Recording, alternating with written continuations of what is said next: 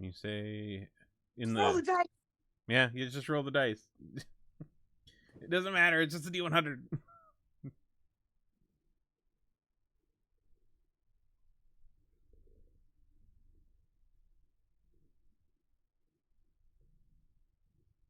I got a discount for wearing. I never know how to roll the 100. So it's on the very far right now. You don't have to like do special. Oh, Yeah, okay. just One. yep, Yeah, just maybe pick it up. easy. Probably because they saw us rolling so many D100s. Probably, yeah, it's all our fault. All right, this D100 will decide the fate of the campaign. No pressure. Oh shit. Chaos! Having some flashbacks to the camp. One time I missed D&D and all our characters were murdered. Well, less murdered, more exploded. Still mad at you guys for that. Oh, jeez. Let's see here. Get everybody noted down. Okay. Okay. I think Bowser must be having troubles because their thing just disconnected from Fantasy Grounds. Alright, so who in the party does your character trust the least? Ooh. Oh, this is easy. This is easy. Maz trusts Nini the least because they don't know who the fuck they are. Ha! I mean, this is a fairly easy question at this point since we have somebody we haven't really known that much very long. Well, I mean, for Braz, she's slightly untrusting of everybody who is not Maz, but yeah, Okay. probably right now, Nimi. Fair. Alright. Rookie mistake. Never trust Maz. You fool. Alright. Grotus, Honker. Who we were a little unwavery on. Yeah, the new guy Alright. definitely got to prove himself a little bit. He's not one of us carny folk. You know, he wasn't born That's on the fair. road. That's You got fair. soft hands, brother. You got soft hands. You don't fucking know what it's like putting on these shows, getting knives thrown at your head for fucking laughs and shit and stale beer. Hard life. Understandable. It's a hard knock life for us. You gotta dip your nuts in death and teabag the god right in the face. I'd buy that t-shirt. Only if it has like a really badass flaming skeleton on it. I'd buy the shirt, weren't so fucking redundant, already got it on tattooed. Why Flaming Skull when you can have Wolf howling at the moon? That's fair. Wolves howling at moon, also badass. Skeleton Some wolves kind of howling at moon. skull, a flaming skull howling at the moon. Grotus does have one. It looks like the Ouroboros, the snake eating its own tail, but it's a Draco Lich eating its own dick. So it's life and death, pleasure, pain, all rolled into one. All right. So yeah, trust least new guy, trust most Honker, because Honker's gormless and pure. Is that tattooed on his stomach so he can make it dance? That's under his favorite belly fold. Which one's the favorite? You just have to wait and see. Is it the third one or the fifth one? That part is very plot relevant. It'll come up later. Honker, how about you? New guy for sure. Mhm. Trust there. Other than that, anybody who likes fire, can't trust them. Sorry. Oops. Dang. This is racist against goblins. Yeah, I'm feeling personally attacked right now. Oh boy. All right. Well, if whatever's up with Boz's tech things sort themselves out, we'll see who the one everybody is unsure of trust the least. All right. So, anybody want to give us a little rundown on what we got up to last time? Can sure try. There's a lot of wrapping up, coming back to town, the Hermitage, checking in with everybody, Mm-hmm. really trying to milk the glory and the accomplishment of it all. And some people just had a hard time saying everything but just thank you and here's money. But, you know, we got there. And we also got some, we followed up on some leads about, you know, where we want to go next. And it turns out we're going to be heading southwest along the coast to a major city that has the next tower that will have an orb of great import. We already had that, yeah. I do have a quick note that this one doesn't have a tower. There's only one tower on this island, which is the one you guys have been to. The other towers are on the main island across the bay. This one is where the Moonstone Hall is, which you've had some rumors about somebody being there that is in charge of. Exclusive and important and underground kind of deal, the Moonstone Hall. Mm-hmm. And we can also expect an encounter with our previous employer, current rival, and the thing that's painted on all the urinals, the Celestial Menagerie. Mm-hmm. And Lady, what's her nuts? Dusklight. Lady Dusklight. You That know, bitch. it's not a real last name. All right, yeah. Rusky, she's full of shit. So we're gonna go there. We're gonna prove that the town's not big enough for the both of us. Have to say that first. And then we're gonna cross the ostensibly further downrange across the narrow channel to the main island, and perhaps Absalom, the big stage, Carnifex Gigi Hall. All right. Yeah. So yeah, things got finished up in Aberton. You guys are honorary Abertonians for life, from the mayor. You know, did one of those classic, you know, we declared this day, you guys' day in Aberton, and everybody will very much remember this holiday, for the rest of time. But in any case, you guys headed out. Everything got packed up. Caravans moving across the island. The journey to Escadar itself is fairly uneventful. You know, the roads are clear. The weather is nice. You don't really run into any sort of trouble.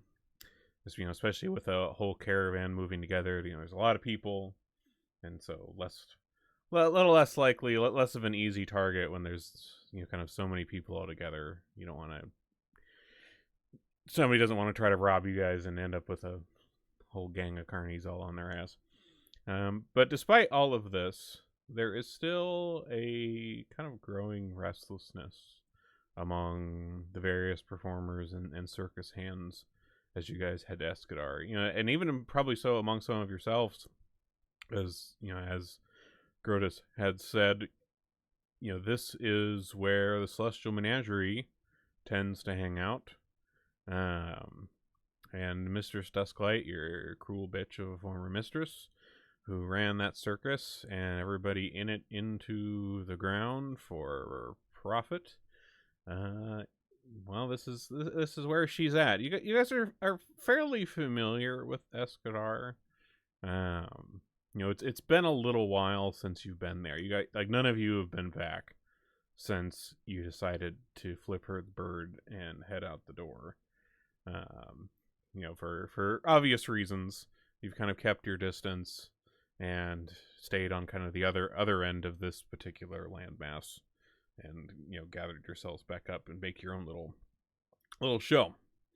But Escadar here is out on the coast, and we have a lovely little image here of Escadar that I found. Very cool little map. And you guys are coming into town from the east. There's that kind of eastern road you see coming out of the woods, heading into the area. I mean, as the caravan kind of breaks out of these woods here, the sharp tang of salt permeates the air, and there's the sound of gulls swooping, crying overhead, just kind of accenting the city's proximity to the sea here. These large, grandiose buildings at the center of the city rise above the sprawling markets and the squalid tenements, and there are many, many proud ships sailing in and out of the harbor to the southwest of you all, with the wind as the laborers and the travelers mill about the docks and the quays. This is a very busy and this is a huge naval port and naval base, even for Absalom itself.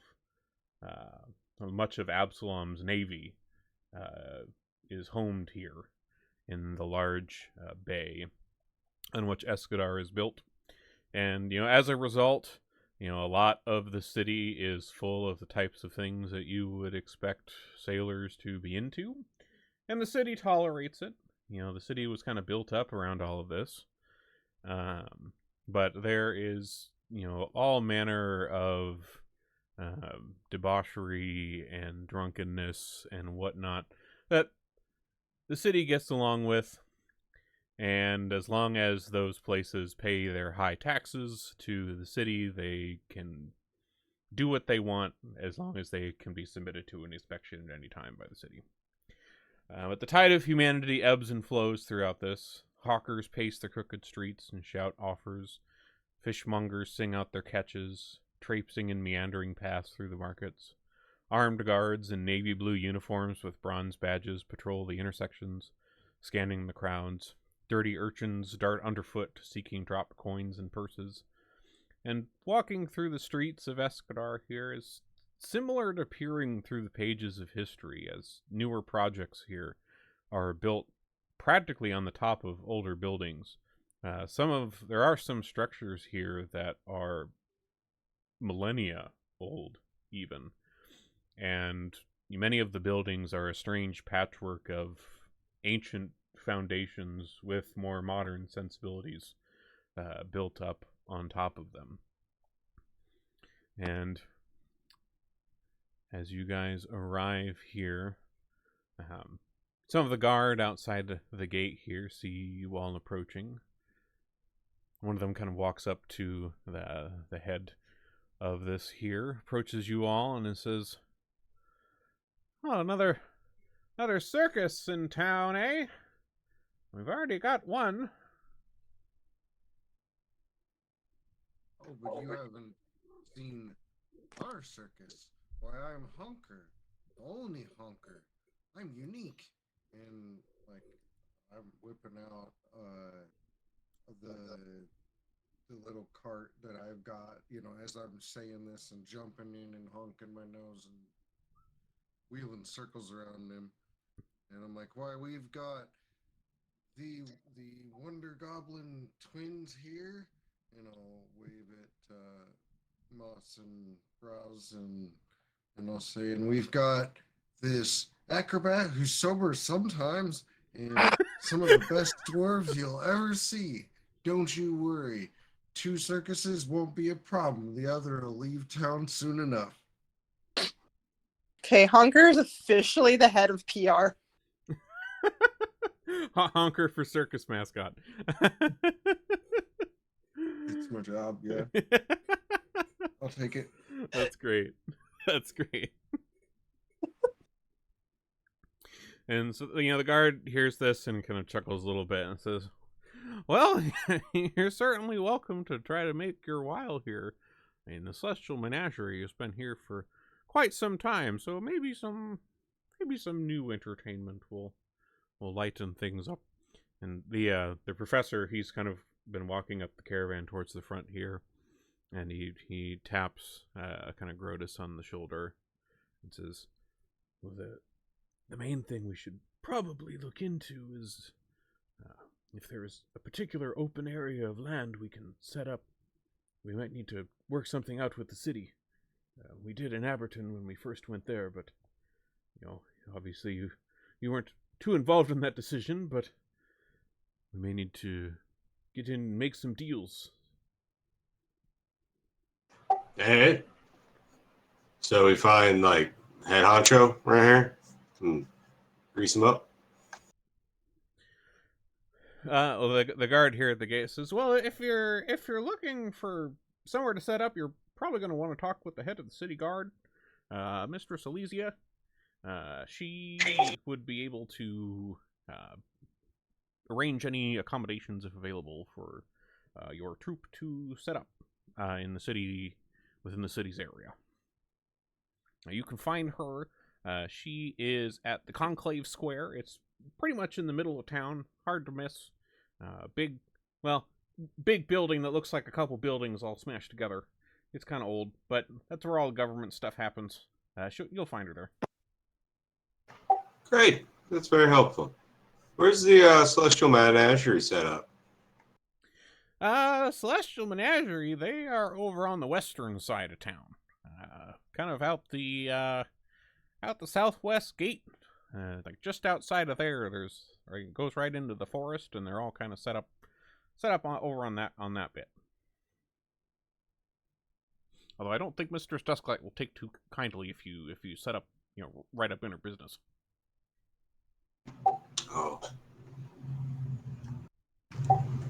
Grotus is going to let that one slide and mutter something about up in her business.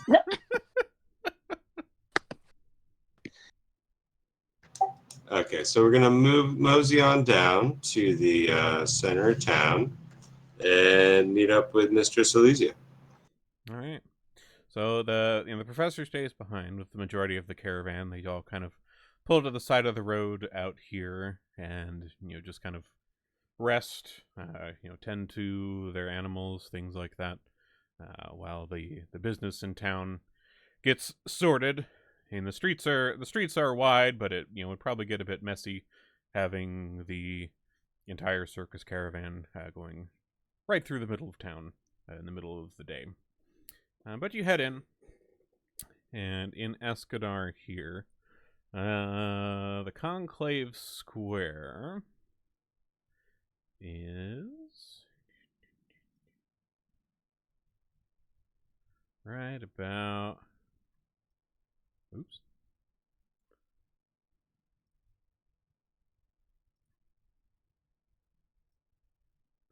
Right about here. I assume that shows up. Yes. Okay, cool. Yeah, right about there in the middle of town is Conclave Square. This is this sprawling structure of a couple different buildings was built quite some time ago. Like a lot of things here, it's kind of a mismatch of different architectural styles that have all just kind of ended up blending together as things have needed expansion. And instead of tearing down the previous building, new wings were just kind of smooshed in between things until it all became one together here. So you head in to the front of this place. The front desk here, you find a kind of a middle-aged man sitting behind the desk. He's kind of busily writing away on a piece of parchment as you all walk in.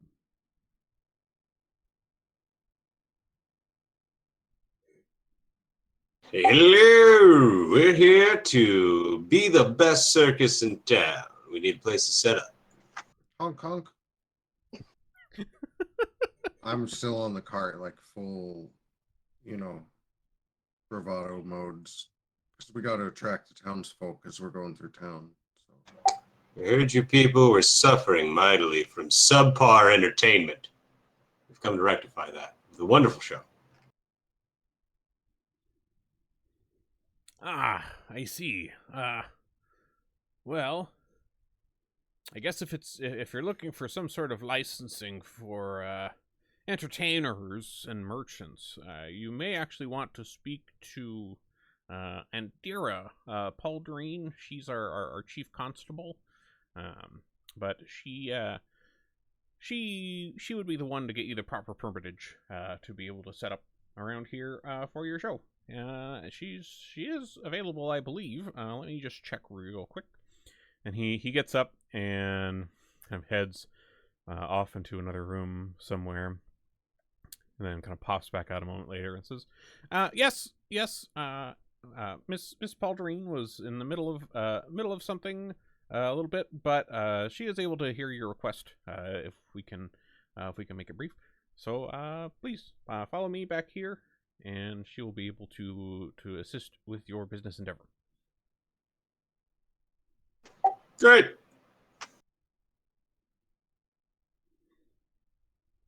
All right. So you guys head back, and down this hallway, and you head into the gentleman knocks on a door and kind of opens it a moment later, and you find yourself in a circular office that is kind of paneled with rich brown wood. There's a writing desk with shelves stacked with records, and a row of chairs positioned outside the door in the hall for visitors. There's a framed painting of a kestrel in flight behind the desk, and a metal stand on the west with an ornate falchion and a battle-worn breastplate polished to a brilliant shrine.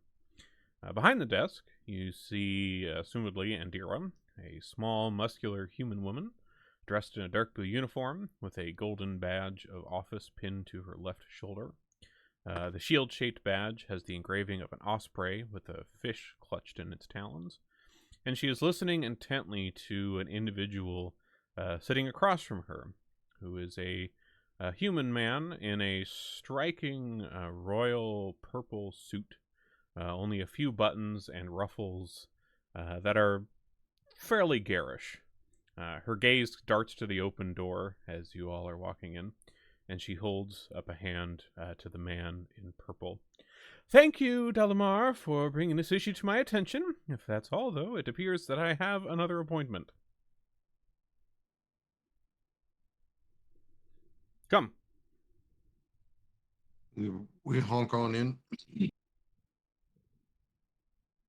As you guys head in here, this Delamar fellow in the purple kind of lets out a bit of a sneering expression in your direction. Grotus punks him. Punks him? Okay. Bitch. He does flinch a little bit, but he kind of moves his way towards the door. And as he's moving away, Indira says, "Wait one moment, Delamar. It did sound like you had a few other things. If you like, feel free to wait, and we can continue after I meet with these folks here, if you wish." And so you hear him kind of move outside, and you hear one of the chairs sitting. Hold on, I'm missing something. Okay, sorry, never mind. I missed something in an earlier paragraph. The gentleman who had led you in here moves and stands over behind Andira, and pulls out a piece of parchment to begin taking some notes at the process here. Andira turns to you all and says, "Well, you have the look of entertainers, is that correct?" We're the best circus in all of Galarian. Honk honk. Interesting. And you are not with the Celestial Menagerie? No, I said we're from the best circus in all of Galarian. What's our circus name again? You guys are the Circus of Wayward Wonders. We're the Circus of Wayward Wonders. Oh, you'll see mysteries and wonderful experiences like never before.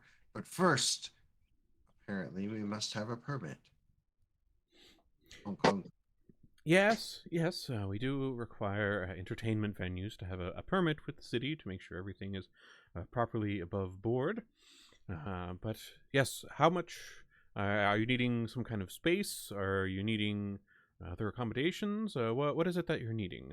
Please, and if you can, please try to get to the point quickly. I believe yes, we need a space and a permit to be able to entertain. Maybe a permit, could say Circus of Wayward Wonders, the #1 circus in Galarian. That's what we're registered as. I see. As she's kind of pondering this, that you said, you see Delamar kind of step back in the room from outside, and he kind of raises his finger in her direction and says, "But, Madam Andira, I hate to butt in like this, but did I hear correctly that this was the Circus of Wayward Wonders?" Here we are. Yeah, and Andira kind of nods, and you all are kind of chiming in agreement. He says, "Well, I do hate to butt in, but I believe I've heard some rumors about this Circus of Wayward Wonders, and they may be bringing a bit of a dangerous element to the city. I don't know if we should approve this kind of permit." Grotus you should cut in. In on matters you don't know about. We bring danger, excitement, thrills to the masses. We show people's death, and we pull his pants down and spank his bottom and send him to bed. Everybody goes home safe and alive. 100%. What you're hearing are the lies spread by a slanderous, murderous witch known as Lady Dusklight. If you ask anybody, and we can call them up some way if you have the scrying orbs to do so back in Aberton, we're known as heroes. At this, Andira kind of raises her hand and says, all right, I want to get this through in an efficient manner. Let's all take our turns presenting our case. I'd like to hear from each one of you, what sort of, complaints or things that you have to say for yourselves about this. So everybody, roll for initiative. This is not a fight. This is a social fight. Oh a little God. bit different. I declared InfoWar. I declare an InfoWar. All right, let me make sure. Where is? Did they give me a thing for?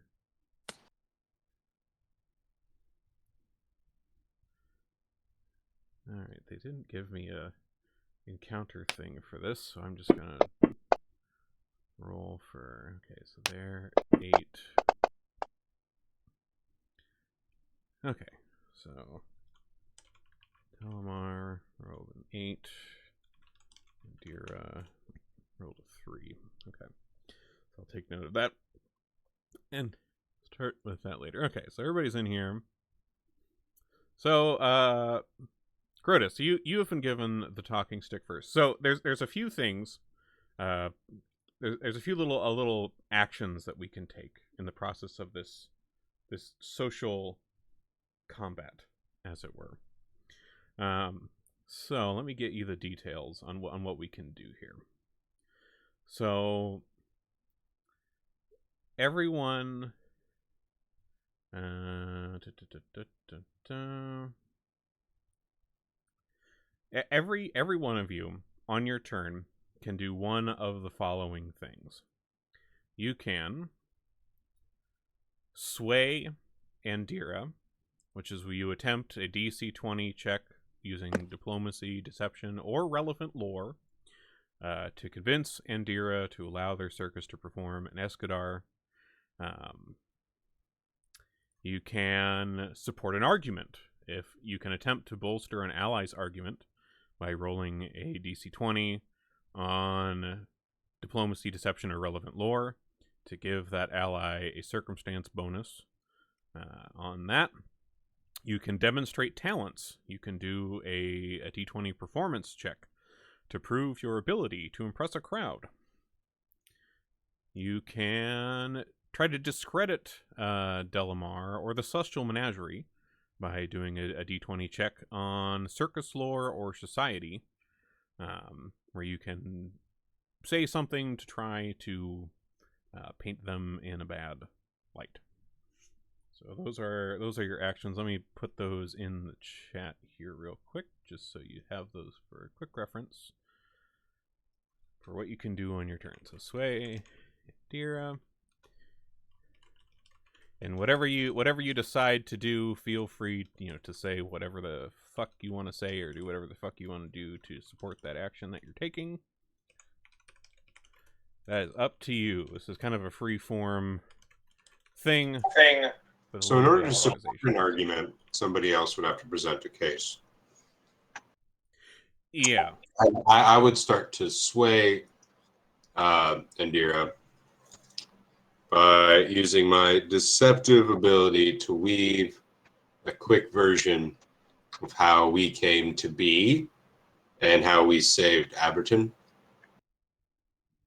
And we are beset on all sides by snakes. And the people looked upon us with eyes rashed with soot. Their sheriff murdered. Their crops turned against them. Thunder cracked their sky, and frogs weep from the heavens. They cried out for a hero. There was none to be found. But there were entertainers, us acquainted with death, us who have honed our talents day by day for the service, bringing joy to the light in people's eyes. And as we saw them weep, we knew that before we could bring them joy, we had to bring them life. And we did so, slaying the lizard men, seducing the fire lady, which I do, and there is an erotic element to my performance. Just right out the gate, gotta say it. So we had to use everything in the box. We had to use every tool in the shed, but it was done. And when it was done, we returned as heroes. We have no such grand ambitions here. But Lady Dusklight sucks real bad. That's why we quit. The cream has risen to the top. We were just trying to put on a show and ended up changing lives. All right. Go ahead and roll a d20 on your deception there, and we'll see how well that tale went.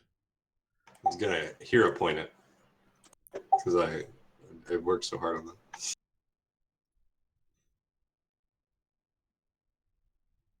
Boom.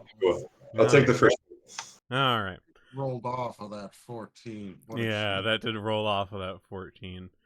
All right. So, you tell this resounding tale of your exploits, and it seems to, well, actually, I just realized something. There was another note in here that I did not tell you. So, give yourself that hero point back, because you did mention in the course of your story how the things that you did increased happiness and satisfaction among the people. And because you did that, that reduced the DC of this to 18. So you did pass on that first roll. So yeah, give yourself that hero point back. That was not necessary with you mentioning that successfully. So, all right. So, you see her kind of nodding her head in response to this, like, okay. These are interesting tales. Indeed. Braz, well, what are you going to do to try to help with this situation? I'm supposed to top that. Well, you can try to support an argument. You can demonstrate your talents. You can try to toss shit on the Celestial Menagerie. Like, don't think I'm going to demonstrate my talents, because I will set this fucking building on fire if I do that. It's not going to help us. Probably not. It's really not going to help us.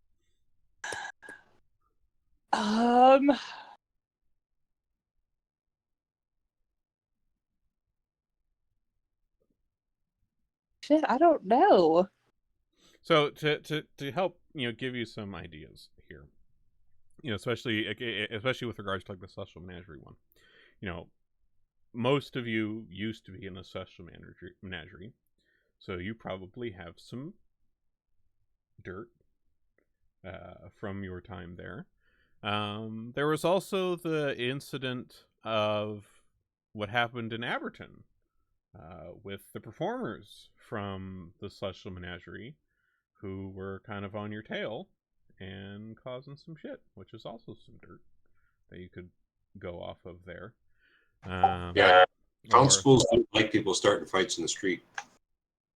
Yeah, like that. Like you have, like, in terms of like your history with Celestial Menagerie, you have like kind of full reign to like make some shit up that happened to you or happened to people in the circus when you guys were in the menagerie before you left. You got kind of full reign to talk about some trauma that you guys have there. But yeah, I mean the incidents in Aberton is also a somewhat more recent one that you can draw upon as well in that regard. So Okay, I think I can work off that. okay. Look, what my friend here so beautifully stated is all true. But more importantly, what you have to know is we used to be with the Celestial Menagerie, and they may look like this really awesome show that's just out of this world. But what you don't know is that no matter how well you perform,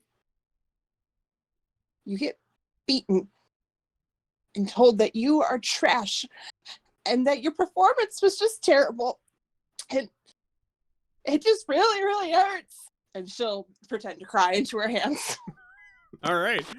So for this one, you want to either roll, if you have circus lore, you can roll on that, or society for this.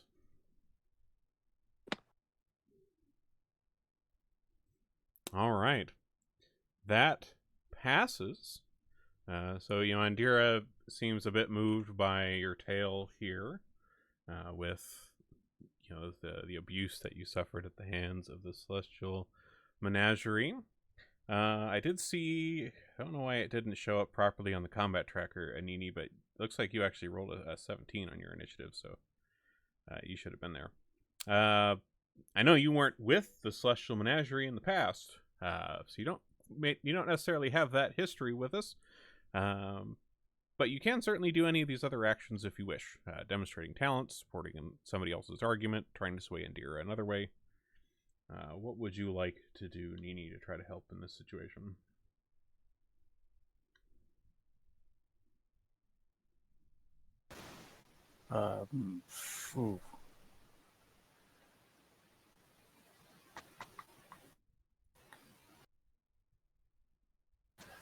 I guess I could use my occultism to try to support their arguments. Okay. Yeah, we can certainly have With a little mind power. Yeah, we could certainly do that. Which of your allies would you like to try to give a bonus to their argument in some way? I would use my mind powers to strengthen Grotus, since he's got the lower roll. Okay. All right. So go ahead and roll me a d20 then on that, and we'll see. Oh, that's actually one of my skills. All right. Well, that passes. Nice. All right. So with that, next time we come around to Grotus in this, your argument will be a little bolstered. You'll have a +1 circumstance bonus from Nini's moral, mental support that they've offered you here on this situation. Nice.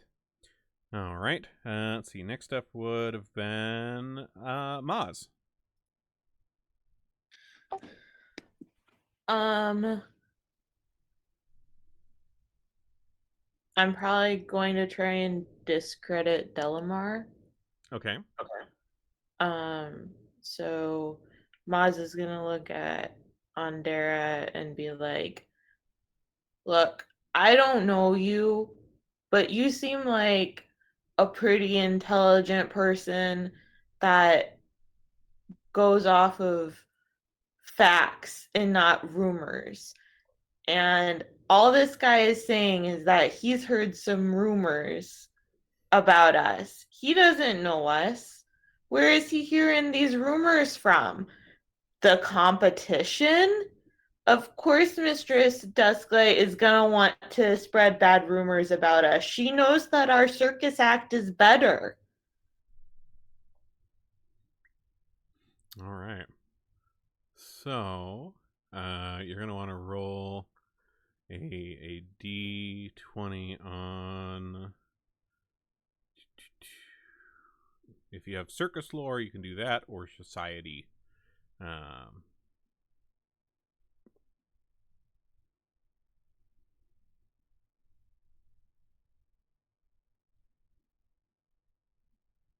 I was hoping it would be deception, but Nope. All right.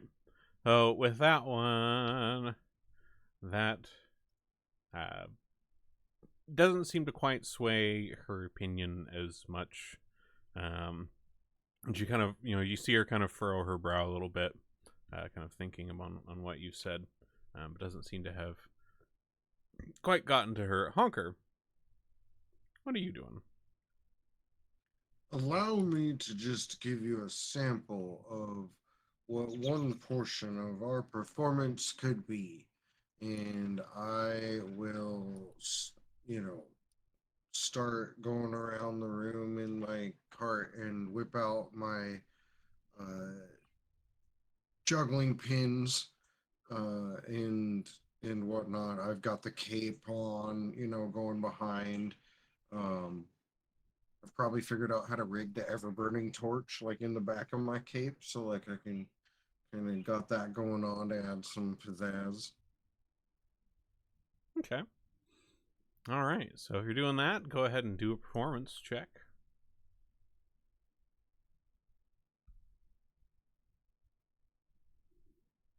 All right.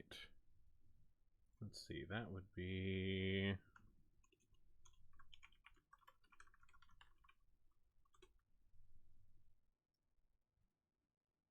Let me double check here. Okay, that would be a success. So she is impressed, but in the middle of you kind of riding around here doing these little tricks, she does kind of tap her hands on the desk and says, I appreciate the performance. Please, my office is not a circus tent. I appreciate the performance here, but please let's keep this to a conversation if we would.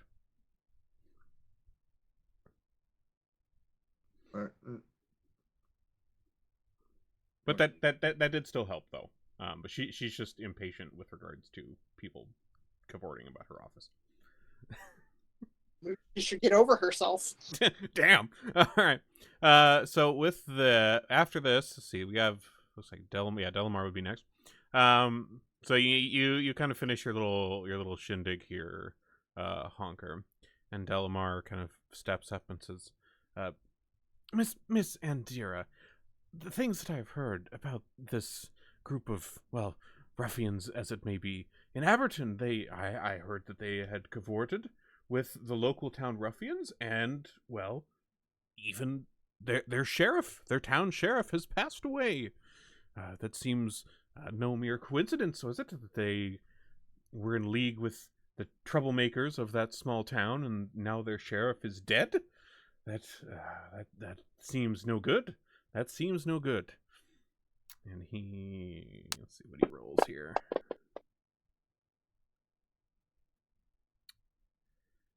All right, he does not successfully pass on that roll, so that did not sway her back in his favor. And let's see, let's roll back at the top of the order here. How does he suck so bad that a 17 doesn't get him anything? He just sucks. With pretty much everything convincing her, it's a 20 to pass. But less with certain conditions. But let's see. So with this, Grotus, you're up at the top, and you do have a +1 circumstance bonus from Nini's psychic manipulations. What are you doing? It's the psychic manipulations are fueling that deception where Grotus appears to be an upright, epic hero and not a carny. Full stop, carny. yeah, not a carny. So continuing with his not a carny thing and responding to Delamar's flaccid argument there, he's going to say, that has gone too far, Delamar. I never thought I'd see you or anyone so well dressed sink to such redress. To slander the good people of Aberton, to say that we were slumming it with ruffians. That's, oh, foul. Absolutely foul. Your classicism is showing. We entertain all manner of people and we cavort, or as you say, cavort, we say is associate, socialize, get to know the people, touch their hearts and remember their faces and names. Do you know anyone from Aberton? Do you know their dead sheriff? That seems to be the only person in Aberton that you know of. You lay more suspicion on yourself than anyone else. There's a picture of Andira and also of Delamar here. Little faces to the names. Punchable, smarmy little fuck.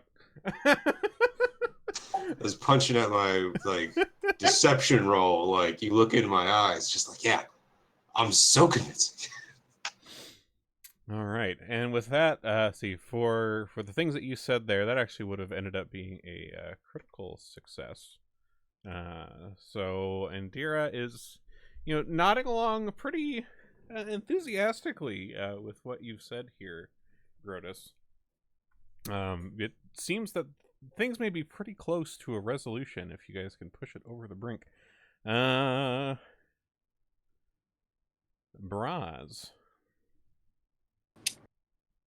I have to echo the sentiments of my patriot here. You are being very classist, Delamar. You call somebody a ruffian you've never met. It just happened to be some very nice folks that we gave a chance to and got to know. We found that they were excellent people with many talents. And you know what? We helped them become functioning members of society. So how dare you say such horrible, mean things?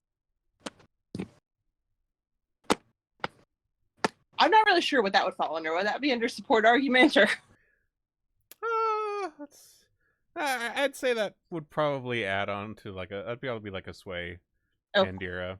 I just so go ahead and just roll like a diplomacy or deception or relevant lore, whichever one you would prefer. All right. So you finish your argument here, Braz, and Andira stands up from her desk and says, "All right. I think I've heard enough here. We will give the Circus of Wayward Wonders a chance.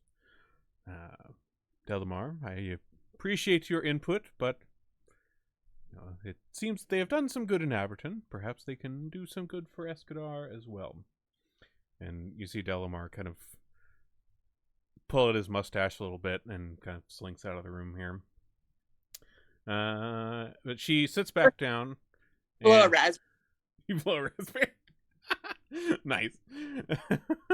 She sits back down at her desk, and the gentleman who had been manning the front desk, he goes and gets a few pieces of paperwork out of some drawers nearby, and she begins she pulls out a kind of a nice feather pen out of her desk here and begins kind of wetting it in an inkwell.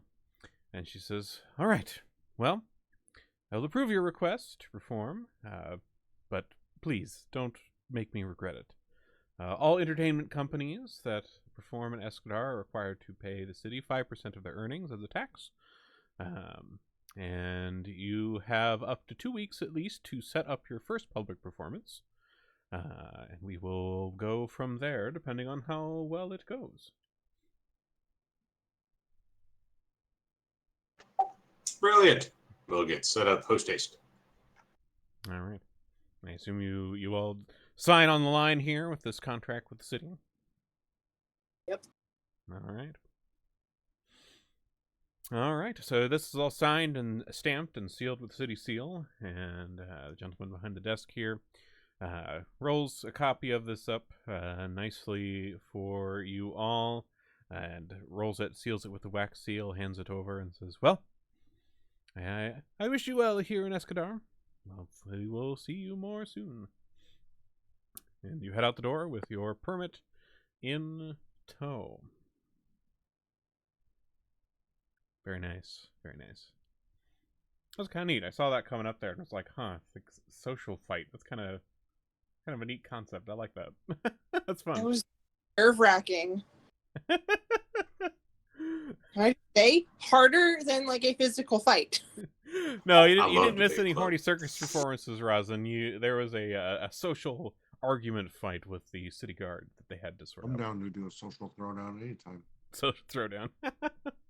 Yeah, that was cool. I'm sure there'll probably be more things like that in the future, but that was neat. Interesting kind of role play scenario with those. All right. So, with that, let's see here.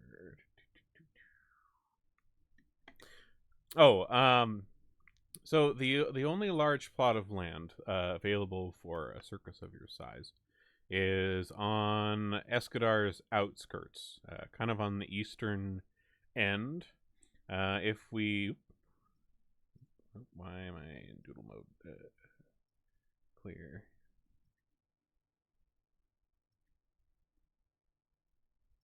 Get out of drawing mode. There we go. All right. So if we return to the map of Escadar here, if you look kind of far in the southeast corner,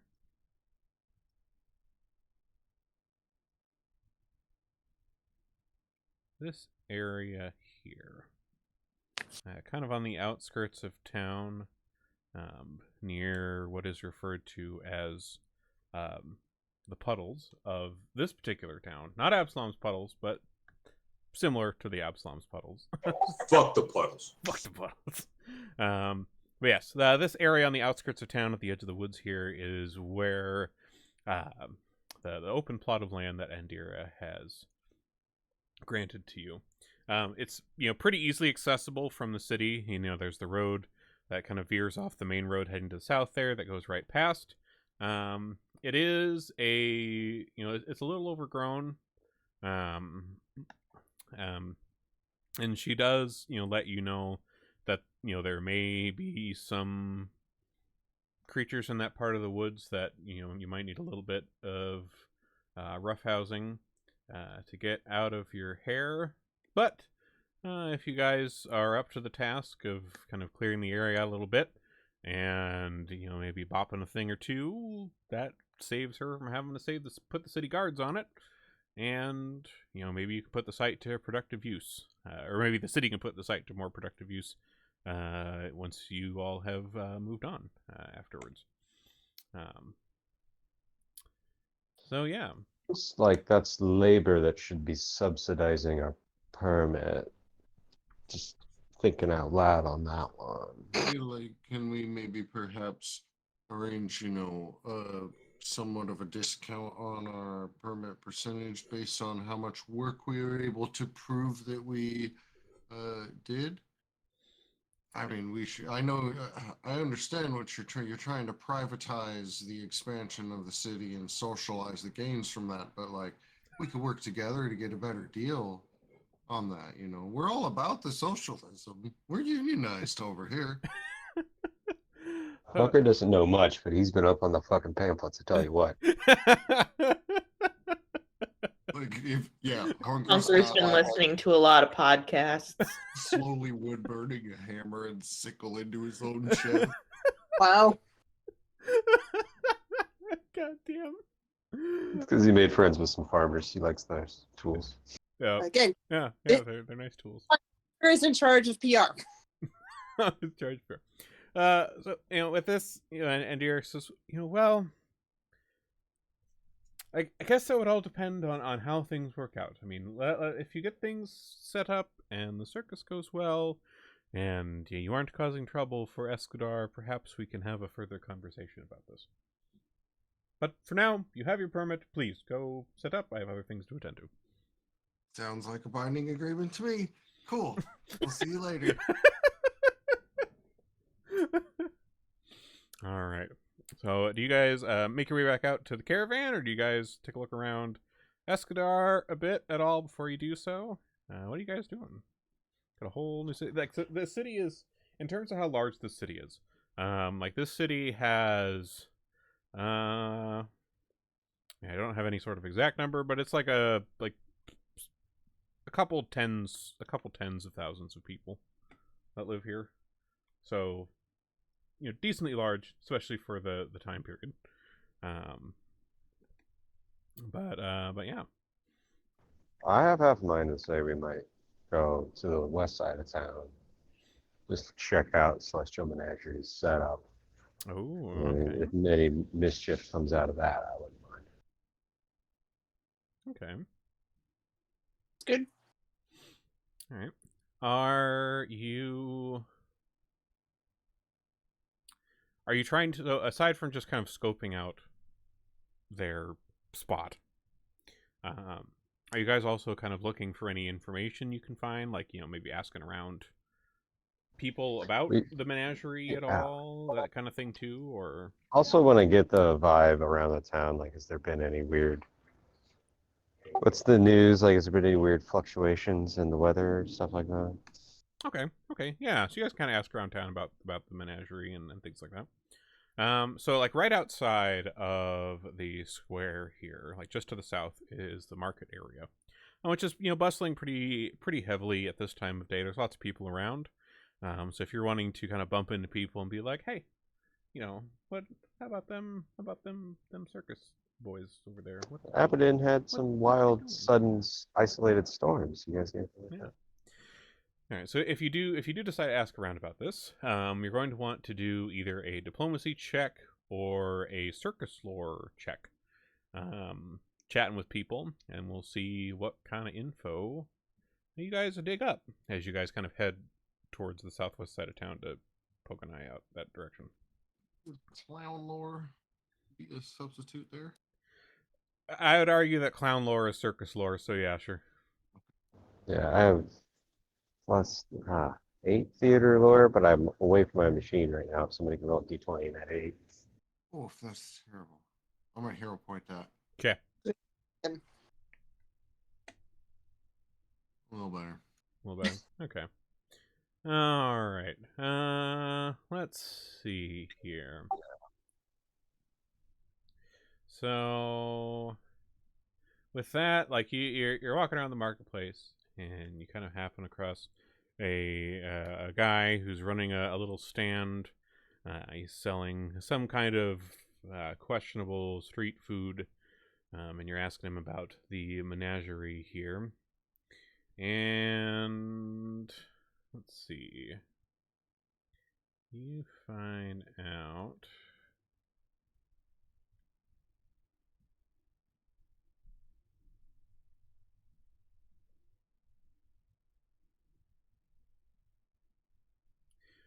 You find out from him. You ask him about the Celestial Menagerie, and he just kind of starts, almost kind of fanboying for Mistress Dusklight. He's like, "Oh, Mistress Dusklight, she's such a beauty. I don't know how, like, she's stolen so many hearts over here. She's dating some Asimar guy right now. Like, damn, how did he bag her? Like, that's... I heard about that. She's into this wild fitness routine. She drinks her own piss. And his eyes kind of wide, and he's like, Swears by he's like, it. is that work? Is that true? Baggy pants. She shits herself on stage. I mean, that seems a little far fetched for a lady of such decorum, but I mean, I've heard of stranger things the rich do. I haven't gotten within like a 10-foot pole of her, unfortunately. Ooh, Thank your lucky stars. She fucking reeks. wow. But I mean, I've Thank you, heard of lucky stranger baby. things the rich do. I mean, they got a lot of money. They do some weird stuff, but I guess maybe. I Oh, mean, yeah, it takes she a lot swears of work. by it, but we all know it's surgery. Wild. He just kind of like turns back to his questionable cooking here at his little stand, just kind of shaking his head, going like, "Man, what? That's crazy. That's crazy." And you guys kind of move on here. Anybody else asking random people? All right, I'm back down and Gross and give it a shot. Oz probably would ask. Okay.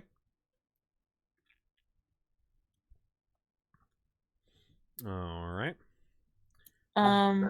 Could I argue that I can use my underground network feat? Yes, I would say so. I mean, you guys, do have some connections in Escadar from a long time ago. So yeah, I'd argue that. What does that? What does that give you here?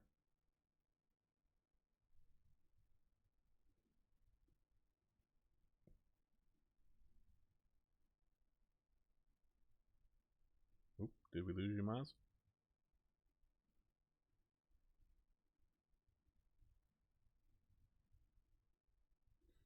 If you're talking, I cannot hear you. I'm reading. Oh, you're reading. Okay, sorry.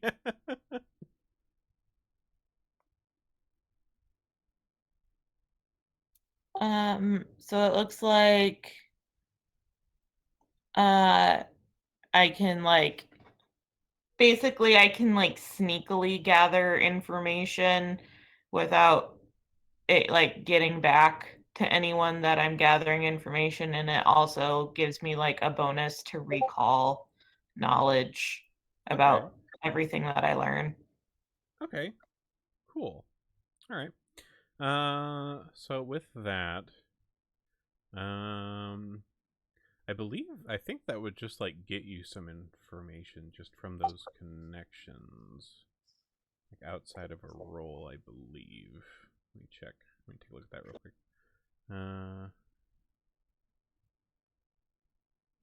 Yeah, it looks like.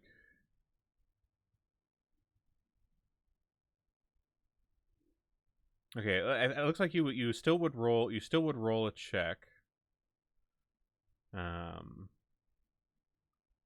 That does give some bonuses and doesn't draw attention. Very nice. Okay, cool. All right, so you kind of go back into your old ways a little bit, and try to poke around and see if you can dig up any old dirt. And you're able to find out a few things with that roll, actually. You find out, one, there are some kind of nebulous rumors about Mistress Dusklight and the circus. Things like blackmail, withholding wages, abuse. But they're nebulous because no one has ever had any proof.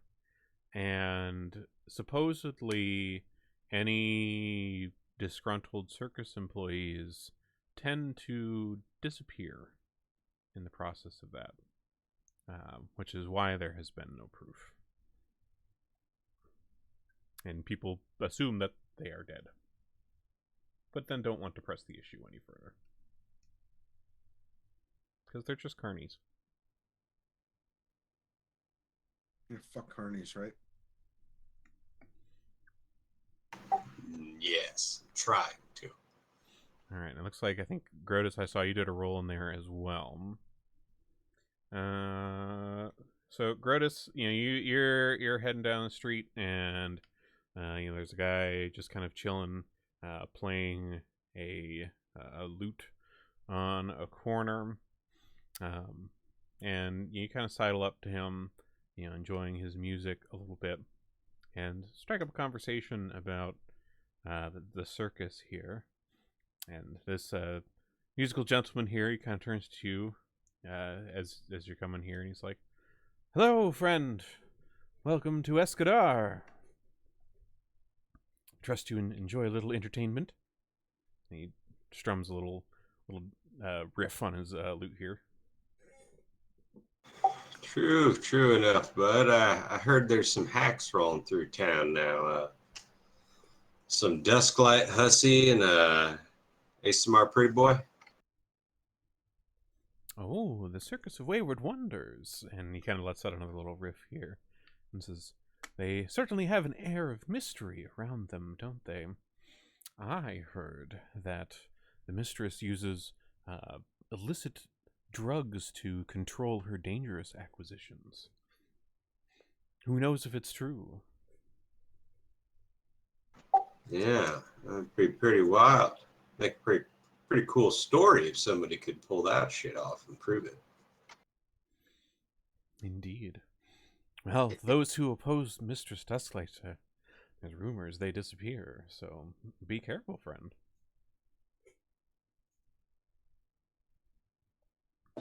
I flirt with nothingness all day, buddy. Being careful just ain't in my nature. But you rock on, man. All right. So, with this, you managed to get like a little more information about the circus here. I mean, it seems like, generally, for the most part, people enjoy the show. There's kind of some darker underpinnings, it seems, but nothing that anybody has really looked into too seriously. But then again, this is a port town full of sailors and all sorts of stuff going on down around here on the coast, so there's a lot of darker underpinnings around here, so it kind of rolls with the punches, this just how things go. Yeah, seems like we could find a disgruntled worker, because somebody underneath there's got to be disgruntled. Lean on them a little bit, find a sample of a drug, or smuggle out one of the drugged animals. We're We'd have- trying and just to see what they're like. Well, obviously, without saying, we are going to do the drugs. But we will obtain also a sample in reserve, and that'll be our smoking gun. Did somebody say drugs? Yeah, we got to find drugs, use drugs, and show drugs off to get somebody else in trouble for the drugs. Possibly go wrong. But we're going to cause problems on purpose. That's what we're here to do. All right. Ned just starts pulling out drugs out of his pocket. What kind of drugs do you want? Well, we got to find the ones that other people have and get them in trouble for it first. So why don't we... I guess we should tell our caravan people to move in the direction of our spot, and maybe we can... Should we, maybe one of us, two of us, go incognito to the Celestial Menagerie? Oh, there's an idea, yeah. Does anybody get it disguises? Oh, they won't recognize Nini. Yeah, I think Nini should definitely go because no one will recognize them. You'd be useful, buddy. Huh? You could just, I could change into my fox form and one of y'all drop me off near it. I could go sneak in and learn all sorts of stuff. It is near the woods. So yeah, maybe you could see if you could skulk around a bit. Get us a name and a description of a disgruntled looking worker and a general idea of where these drugged up acts might be. You realize that you just sent Ned to go look for drugs, right? You gotta look for the drugs, get a sample of the drugs, but don't do the drugs. Not yet. Not all of them. Not all of them. When we're together, we can all do them together. Right?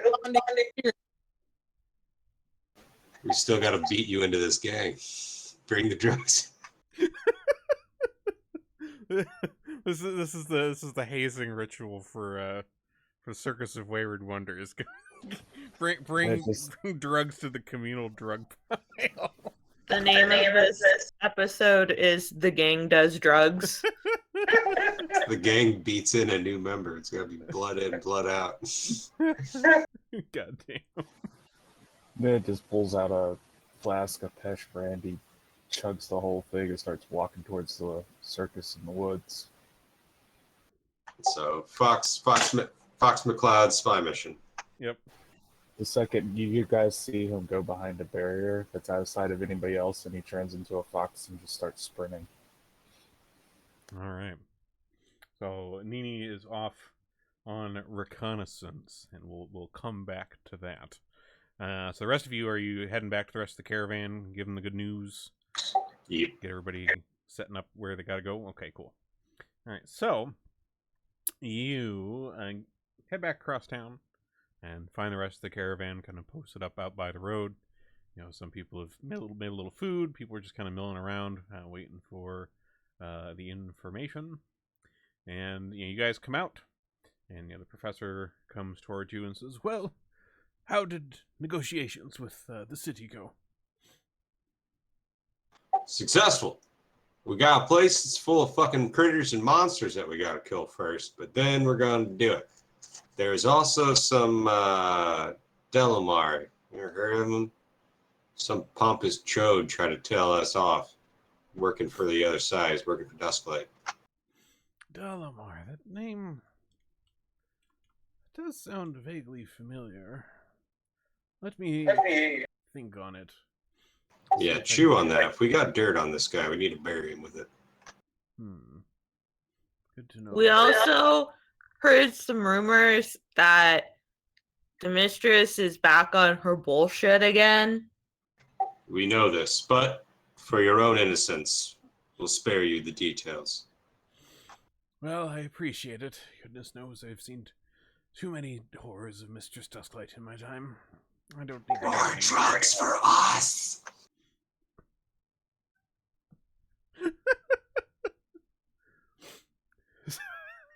I didn't actually hear what that was, aside from something about drugs. That's what Grotus, well, he's like, I'm like, oh, we'll spare you the details so you don't have to know anything back. And Grotus turns to the rest of the crew like, more drugs for us. Love it. Don't tell them about the drugs. You got it. We ain't no narc. All right, so with this information, the professor starts kind of going back and directing everybody, and the caravan gets moving down that little southern split of the road on the eastern side of Escadar. And you eventually end up a little bit further south. You kind of weave past a few small farms and things that are along the road here. Various kind of little family-owned places here. And a little trail splits off, and there's kind of a larger open area just behind a couple of the farms, and then leading into these woods here. The area here, it is mostly open. Andira was right about there, being some stuff that might need to be cleared. It's a little brambly. Like the place is mostly flat, but when cleared of the brambles that are around, and maybe a few of these, there's a few larger stones here and there that might need to get scooted out of the way to not be in the way of things, but with a little bit of work, should be able to set up the big top out here. To the east, kind of just off the edge of the map there, like you have the woods here, and a little bit further into the woods are a series of hills that kind of bound. There's kind of a ring of hills, not quite mountains, but pretty decently sized hills that kind of go around the whole area where Escadar. It's in a bit of like a valley here on the coast of the Isle. And there's a small river in the woods here, just kind of going along the edge of the trees, that kind of flows out from somewhere further up in those hills. So everybody gets to work here. Oh, there's actually a map of the area here, actually. Hold on.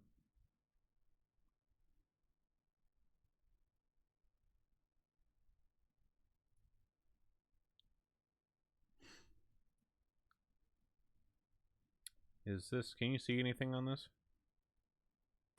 Black squares. Black squares. Okay. 1 second.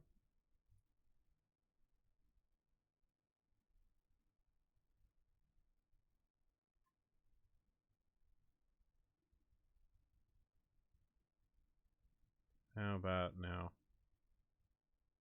No. No? Okay.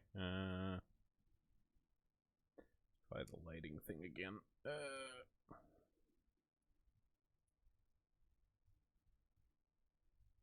How about that?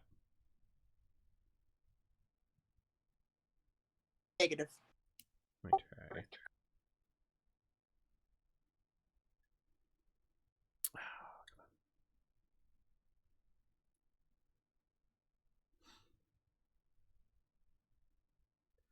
The line of sight is cool, but also a pain sometimes. Let's see. There we go. I see something. Hey. All right. Do you guys is it like a kind of a square area? Yep. Yep. Okay, cool. You're seeing exactly what I want you to see. Okay, so yeah, you have this open area up here with the clearing, and then these woods and things kind of head into the back here, and there's a bit of a river, kind of a swampy river, a bit back in this direction. Maz volunteers to burn brambles. Yeah, you do have some quality workmen for the bramble clearing here. We're on it. All right, so Maz and Braz set to work using their flame skills on some of the brambles here, clearing things out in pretty short order. You see, like the Boney family are off collectively pushing some of the larger rocks out of the way of things, as well as the dwarven throwers. They're helping out as well, kind of smoothing things out. The work is proceeding well apace as the evening comes. Let's see here. As that evening comes, we'll turn over to Nini here, who's over on the western end of town. And in your fox form, you managed to slip out of the town proper, out of the gates, and you find yourself coming upon this decently large area that has been fenced in. There's a decently large fence that's kind of been built around this entire place. You can see inside the fence, peering over the top, a number of different tents, different sizes and shapes and colors, kind of rising over the wooden exterior of this place. Do I see anything that looks like kind of the main office? Like where she would keep her records and stuff? Let's see.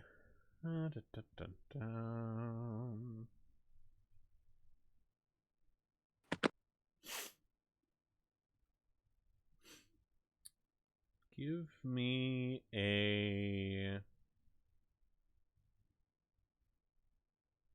me a society check on that.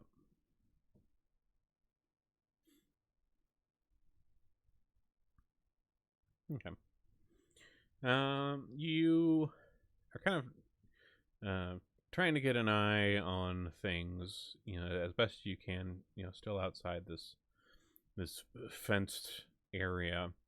And it's hard to tell what might be an office. All the tents, while they are different like sizes and colors, they all just look like tents. There isn't really any sort of distinctive thing denoting something as an office or otherwise something that isn't like some kind of attraction. At least from what you can see, there is a gate into this area on the southern end that kind of opens onto this road. It's currently shut, but that does seem to go in here. And given that this is probably The main circus area, you're not entirely sure if, something like an office would be right there. Like, this is kind of the entertainment venue. So it's probably more places for performers, that kind of thing. Okay, we'll start digging under the fence. Get in. All right. So you find a spot with at least some seclusion among some bushes, so you're not directly in the sight of anybody, and begin digging a little foxhole under the fence here, and without too much effort, manage to pop out the other side, wriggle your way through. On the inside here, you see a kind of a variety of carny folk kind of going around and doing their thing. Some of them hauling things around, some of them, working on various projects, things like that. You've seen similar things in the short time that you've had with the Circus of Wayward Wonders. Nothing too out of the ordinary, fixing tents, mending ropes, that sort of thing. Oh, he's going to sneak up to groups of different people and listen, trying to find somebody who's talking bad, like disgruntled. Okay. Let's see. Give me a perception check.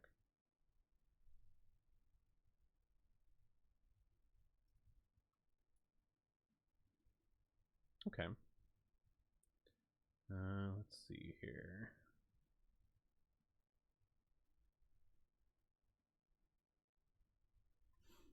Let me double check if there is.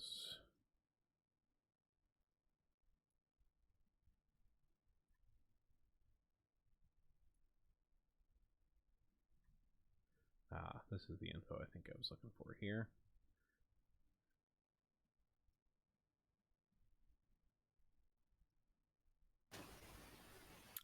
You come across a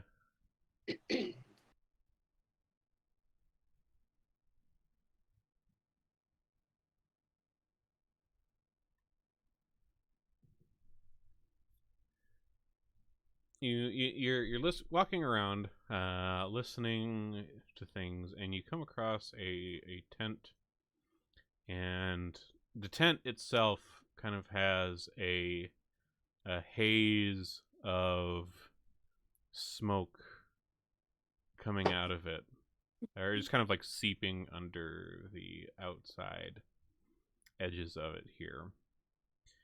And you poke your head under the edge. It's a little bit difficult, especially for in your fox form. The smoke kind of gets up in your sinuses a bit. It's some sort of. You do recognize that it's some sort of smoking smoke from some sort of drug or something like that. But you see a gentleman kind of sitting on a barrel in here. He's dressed in kind of fine green getup. He has a long tail kind of coming out his backside and a couple of horns on top of his head. And you see him blowing these kind of large rings of smoke while he converses with let's see here.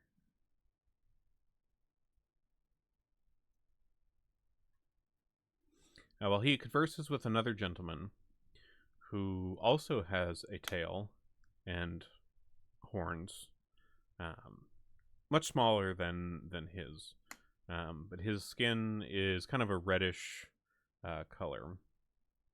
They seem to be conversing with each other by these barrels, and the one with the reddish skin and the smaller horns, you hear him say,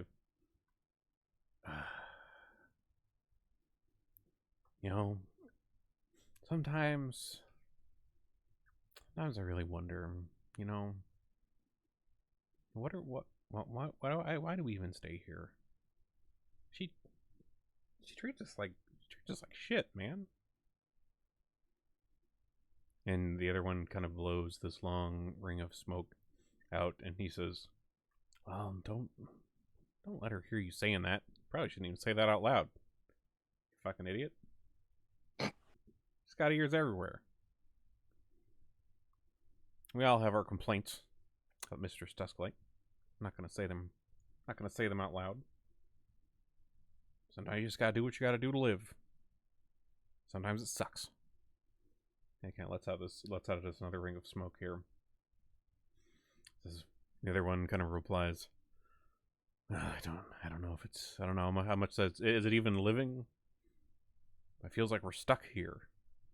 Stuck here in Escadar. Stuck here in this show. There's the crack of her fucking whip. And the other one kind of blows another smoke ring in his face and says, shut the fuck up. Shut up.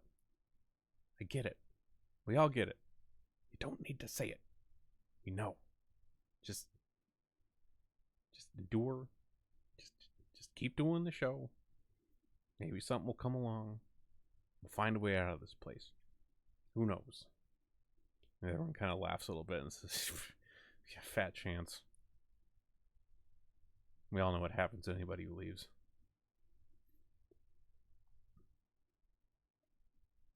You don't see Jensen around anymore, do you? He tried to leave. Who knows what happens? I swear I heard screaming out somewhere. It sounded like him. Can't know for sure. Never saw him again, though. Fuck. And at this, they both kind of just go back to kind of silence.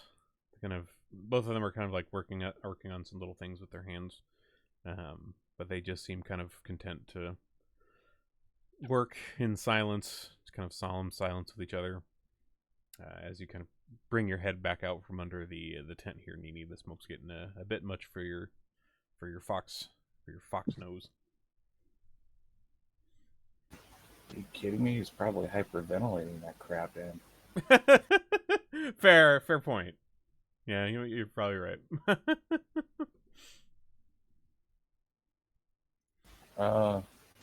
Well, having realized that those guys were smoking on some narcotics, he's going to see if he can score some and then keep poking around. Okay. Let's see. So you continue to try to like look around this particular tent.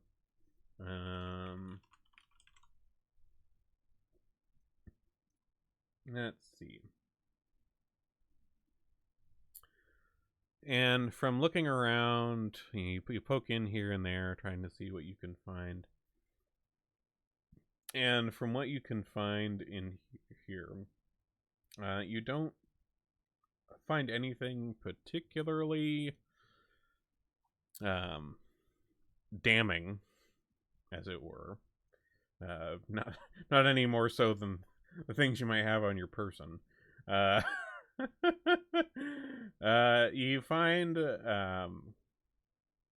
mainly some what looks to be a few pouches, or not pouches, a few jars of ether, which is a moderately addictive inhaled drug that is pretty common, and you see it used in a lot of places by spellcasters in some ways as a bit of a boost. But it's it's so common that it's almost not really anything noteworthy. Yeah, Ned doesn't want to play with the kitty stuff. I guess he's just going to keep poking around until he finds, like, damning drugs and notes. Those two gentlemen, neither one said their name, right? No, neither one of them did say their names. Well, then he'll just keep poking around and looking. Okay. All right. Give me one more perception roll. Okay. All right. So you continue kind of working your way around in here for a little while, actually. It's starting to get fairly dark, and you don't really come across anything else noteworthy. If there's anything illicit or anything that would arouse suspicion, it all seems to be pretty locked down. Nothing out in the open, at least in all the places you stuck your little fox nose. Nothing sticks out. Like, it's fairly similar in a lot of ways to the Circus of Wayward Wonders. Nothing blatantly out of the ordinary. No weird creatures. No strange things. No people getting their asses whipped. It all seems pretty above board. Like, you're kind of surprised that you don't come across anything easily. It seems this might be a little more difficult of a blowing the lid off the case than you thought it might be.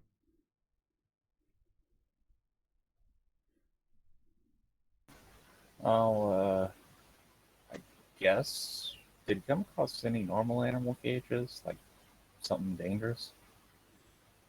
Let's see.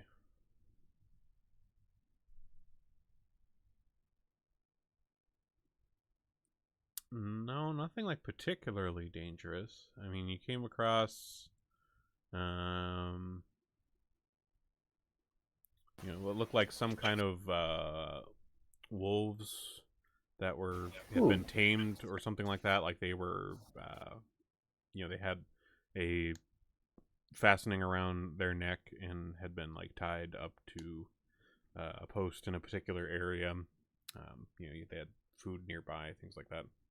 But that was probably the most noteworthy thing, animal-wise. Oh, he's gonna let those dudes loose and get them to chase him around and see how Boss Lady handles that. Okay. But he's gonna cause mayhem. All anybody's gonna see is a fox. So Yeah. Okay. All right. So you roll a stealth check for me as you try to sneak in here and get these wolves undone.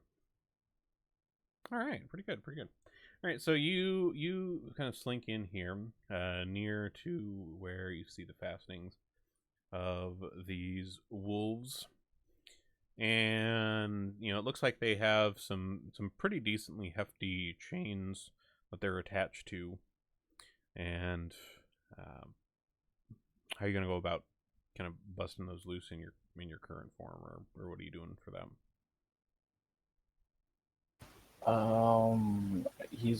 He can use his Foxfire to bust the chains. Oh, He can use that in this form. okay. Is that just like a kind of like a fire burst or something that he does? He shoots little balls of lightning out of his tail. Oh, nice. Okay. All right. So you use this to kind of weaken these chains a bit. After working on them a little ways, you aren't able to like completely like break them, but you feel like you've sufficiently weakened them a bit that perhaps a decent bit of force might pop them off. Oh, he's gonna paw one of them wolves in the nose and run. All right. So you get right up in these wolves and quickly kind of bap them and then run off through the camp here.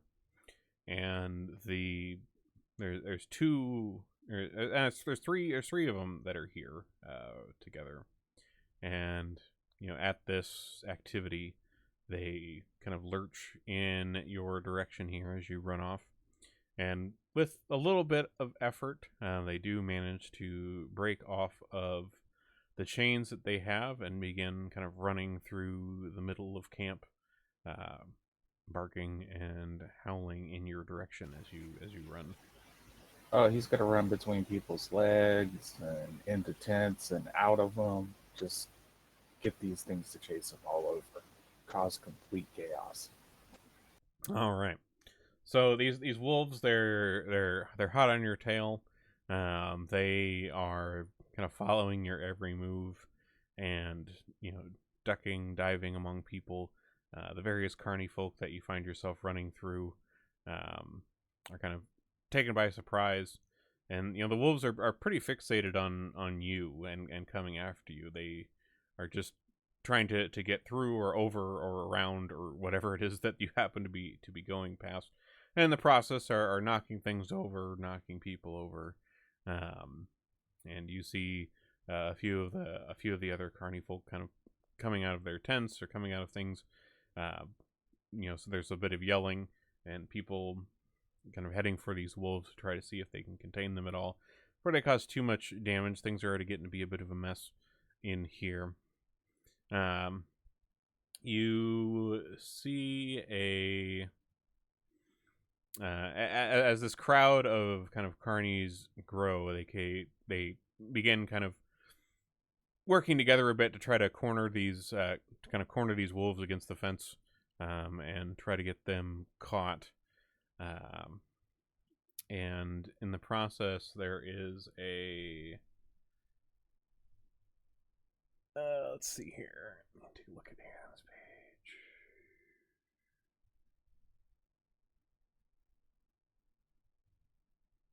page. At one point, as these wolves are still running around. Ooh, wait, where is it?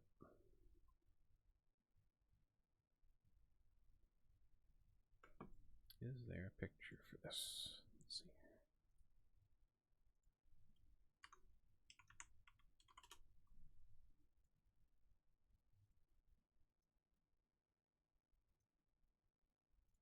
Okay.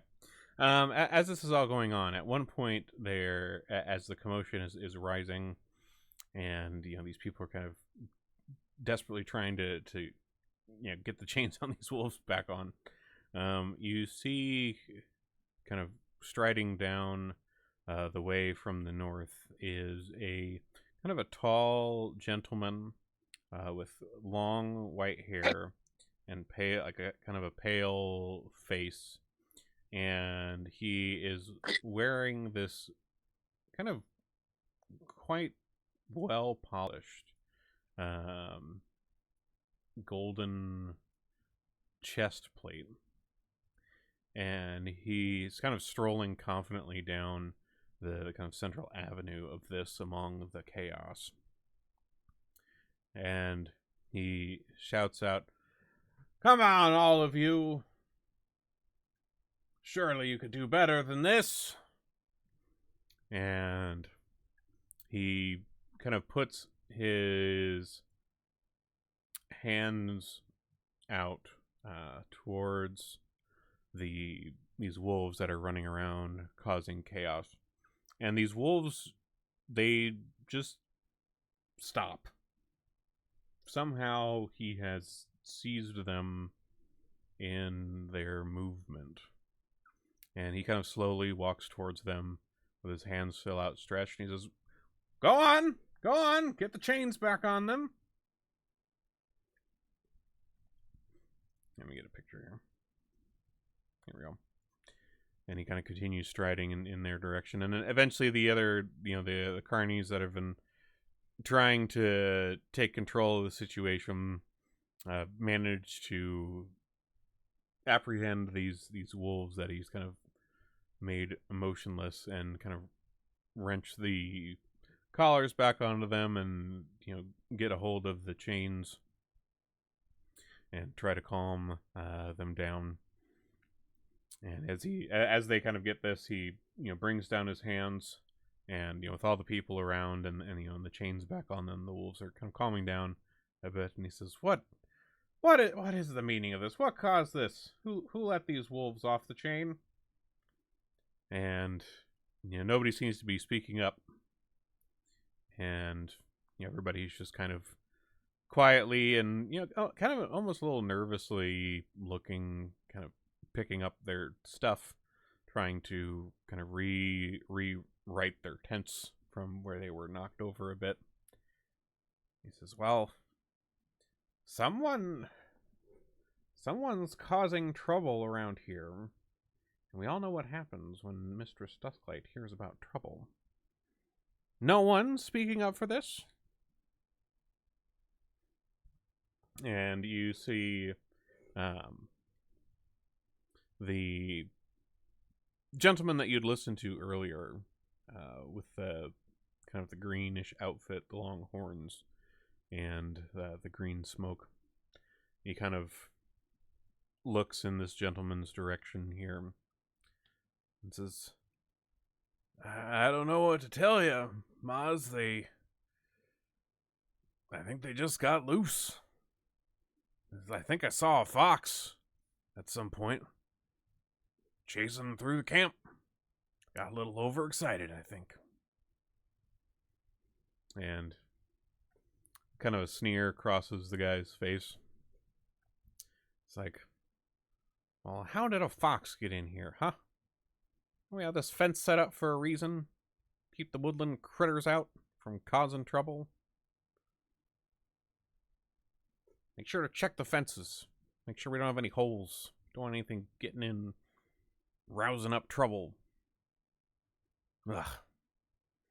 And he kind of throws back his hair and turns around and kind of starts heading back up towards the north while everyone continues picking up their stuff. And a couple of the carnies go back to lead the wolves back to their appointed location. And you manage to kind of slip back out undetected among all of this. Yeah, I'm gonna cover my holes as I'm going through, so I can get in and out and cover them with like leaf litter and stuff, so they're really hard to find. Nice. And then leave.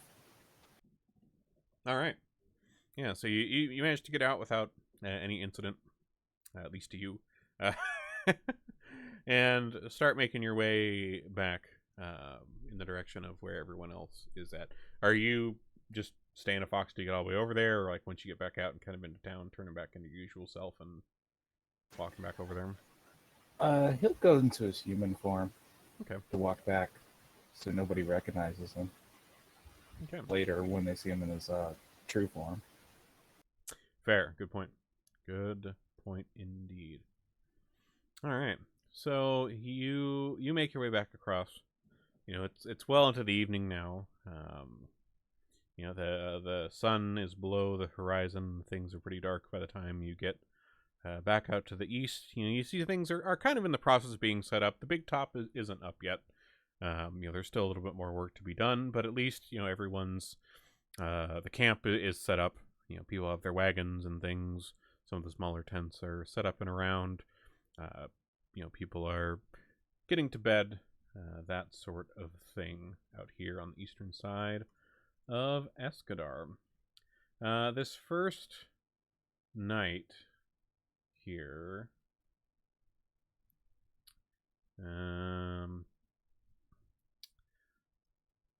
all of you roll a... Well, everyone roll a survival check for me.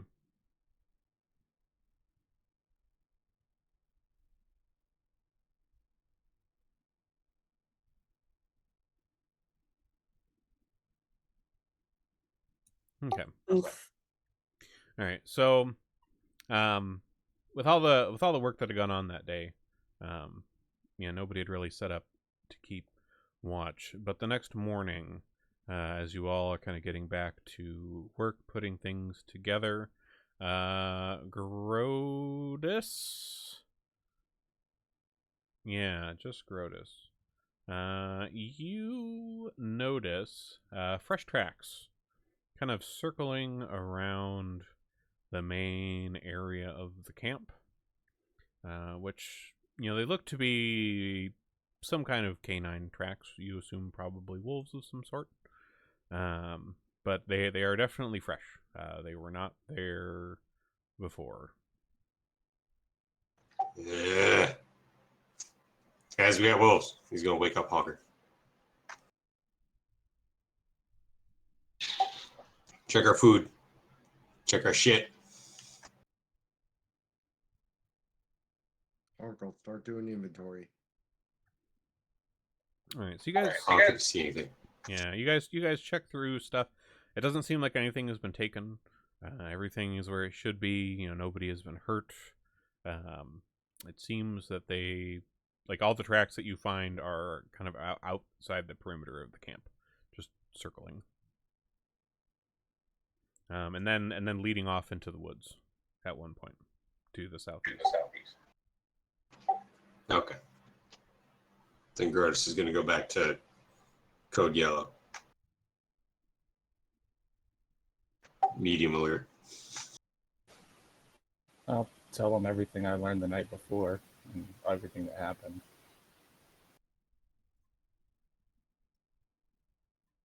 So we might be able to find a disgruntled worker to lean on. And she's got wolves. Well, I mean, we have a wolf as well. Yeah, but she's got more, and they're all fucked up. Scorch, Well, yeah, Scorch makes a happy noise at this. They feel noticed.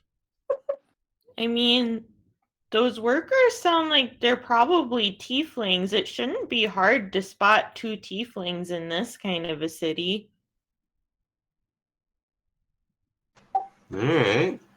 Now we're working with something, so we'd probably find a place where they drink, hang out, buy something. They probably got to go in time to spend some of their coin. Keep an eye out for any new tieflings coming into town who look worn out.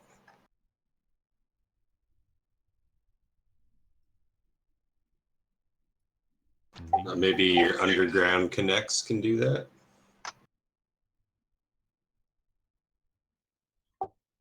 Yeah, I could see if I can get any hot goss on tieflings that might be around. Tea.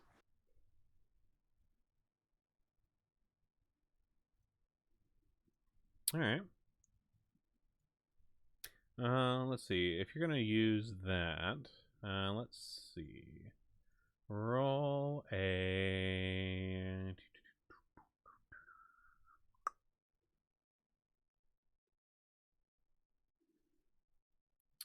Yeah, I guess that would probably be a society check.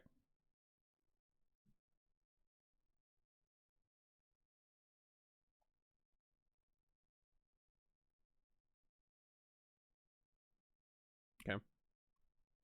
All right. So, Maz, in the process of all this, you try to, hook up with some of your connections in town to see if anybody knows where people from the circus hang out, if at all. And from what you're able to find out, for the most part, it sounds like the Carney folk kind of keep to themselves over there for the circus or the Celestial Menagerie. Sometimes, people say they see them, in the market for supplies every now and then, but otherwise, people say they don't really see them very much, aside from like at the show.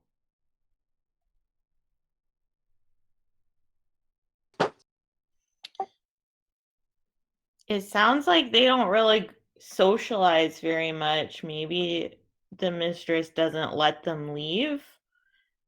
Nin did say there was a fence. I don't know if it's supposed to be keeping stuff out or keeping them in.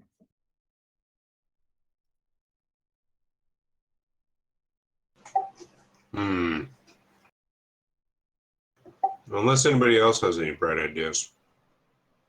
Say we just keep an eye out and move forward as normal, setting up our tent and finding Moonstone Hall. And if we get an opportunity to fuck over the Celestial Menagerie, and I'm sure we will, we'll take it then. I could sneak in during their next show and cause some chaos. Whatever they're using to keep those wolves chained up could be less reliable. Yeah.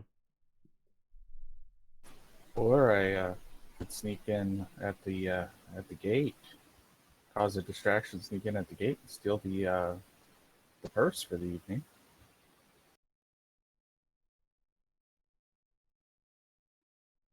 It might be hard to carry out. They probably might have that locked up. Think of more sabotage. And try to pull that shit on us. They try to get us killed. They're fucking sabotage.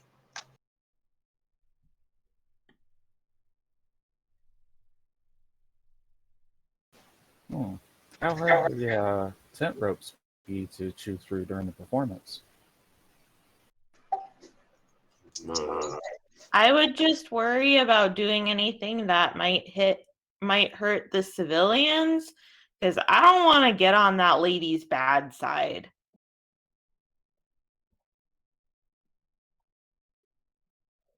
I'm only good on my bad side. So, yeah, because Gross is going to turn his attention to helping promote and set up our show. Sure. So, you guys are still like continuing to do work around here, like this clearing here where the camp has kind of gotten set up, and you've done some initial clearing. There, there's this bit of a sheltered valley of sorts that you guys are in, and to the southeast, leading into the woods, are two kind of rough trails that go into the forest. One of them is blocked by a big fallen tree that's rather rotted and sprouting with mushrooms. The other one is overgrown, but kind of leads that direction. So it could use a little work on either of those. And then, of course, further in the woods, if you wish to explore a bit that way as well, you certainly can. You guys continue working on the prepping this somewhat living area for y'all. Gross can work on the rotted tree branch blocked way. Okay. Nick can help him. He wants the mushrooms. Of course you. All right. So both of you kind of head over to this large rotted fallen log and begin work kind of dismantling it, lifting parts of it out of the way. It seems like it's been here quite a bit, so a lot of it seems to crumble fairly easily, as rotted wood tends to do. Nini, you're getting a nice collection of mushrooms out of it. Not entirely sure what all they might be, but mushrooms are mushrooms. I'm sure there's probably some sort of use to them in one way or another. As you Let's see. Both of you roll a nature check for me as you're working on this log.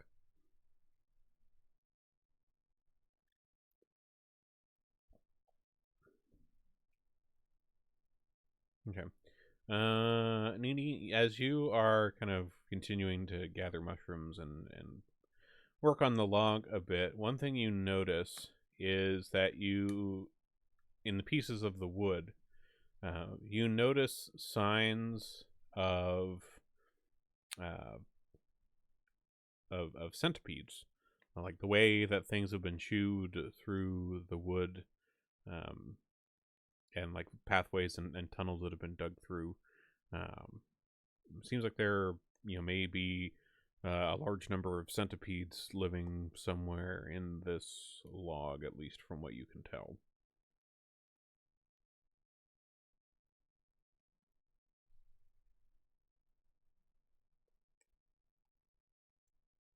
Smash it! Smash that log. Get the fuck out of my way. That's all he's concerned about. All right. So you Nick's going to electrify the log with his tails and zap the centipedes. Good call. Good call. Give yourself a hero point for that one. That's smart. So you decide to kind of get a current going through this log, and as you do so,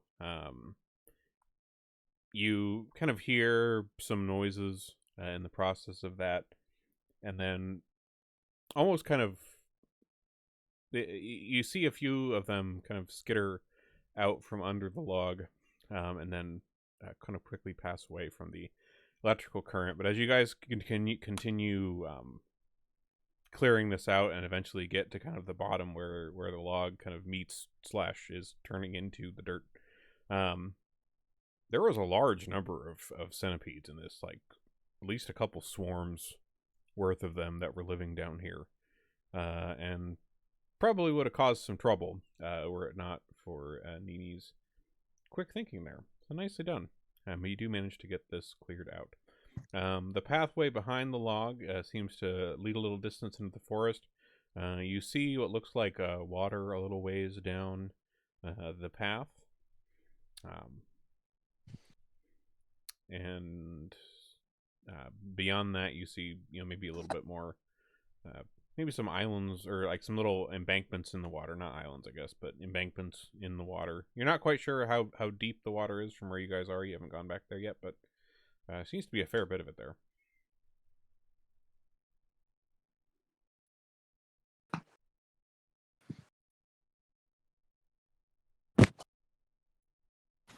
Ned's just gonna look at Grotus and shrug his shoulders. He doesn't quite know what to do with that. Mm-hmm. Get some bugs, and we got a nice fishing spot. Check out the overgrown path. Okay. So you check out the other kind of more overgrown path. A little bit easier to clear. It's not brambly or anything. It's just a bit overgrown. Oh, let me unlock the tokens. People can scoot around if you want. A little ways in, you see it splits a few ways. There's a bit that seems to veer off to the east, and then the main kind of path continues a bit more towards the southeast, and then it also goes kind of directly south and seems to meet up with a fallen log that crosses over some of this water, whatever this is down here, this river or pond or such.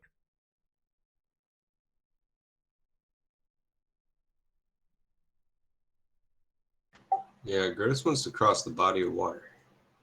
Okay. All right. So, Grotus, you head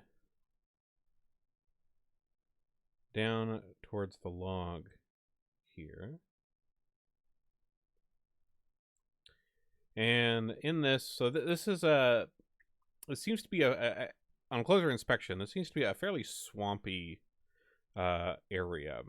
There's a lot of reeds growing among the water here.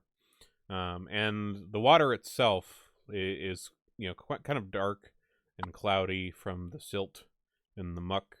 As you kind of were getting up on the end of the log there, like if you were trying to like cross in the water itself, like it's fairly shallow, it seems, but very, very mucky. Difficult to cross on its own, not on some sort of bridge like this log. There's a few kind of small islands of a sort among the muck and mire in here. Let me actually cover a bit more of this here. And it seems like, for the most part, most of them seem to have felled trees as makeshift bridges of sorts. Although there isn't one connecting two of the islands in the middle.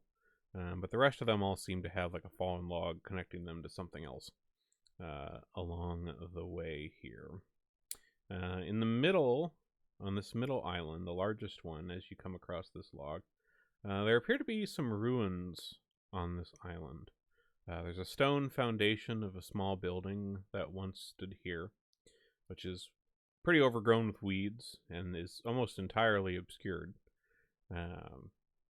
And there is, as you kind of are poking around this and looking around this little island here, you find the remains of what looks to be a halfling from the size. All that's left is a skeleton, and it's just kind of sprawled by the edge of on the western edge of this kind of large central island. He is clutching a leather satchel in one skeletal hand, though it seems it's kind of partially overgrown by some reeds and brush, but you manage to kind of pry it out of the skeleton's hand here. And in it, you find a very deteriorated and wet map of this little area here. You can kind of make out these islands in the swamp and what looks to be indication of some sort of maybe a castle or structure or something to the east of here. You don't see anything like looking in that direction. There's too many trees and things in the way. But there seems to indicate something there. And then the westernmost island,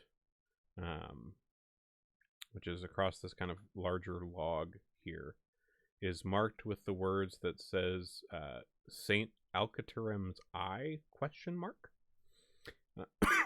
Also in the satchel is an invisibility potion and 14 GP. Hey, all right. And although the whatever leather armor this halfling had is mostly left in tatters by this point, there is a intact amulet on it that you find that has the image of a cat, it looks like.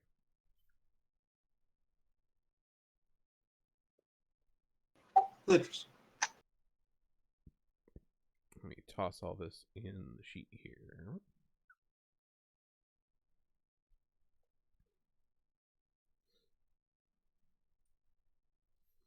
All right, so we got that. We got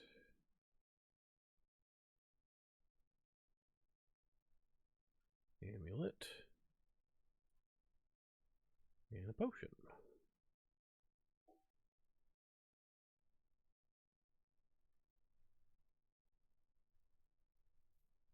There we go. All right.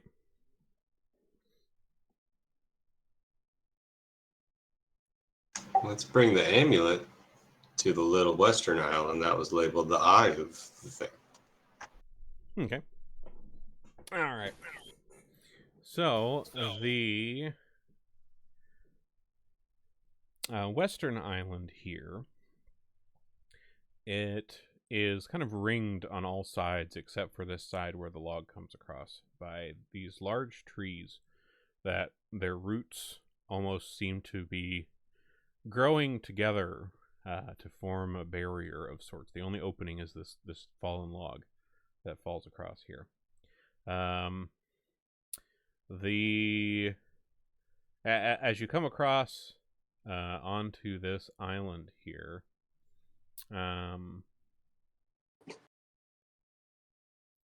let's see.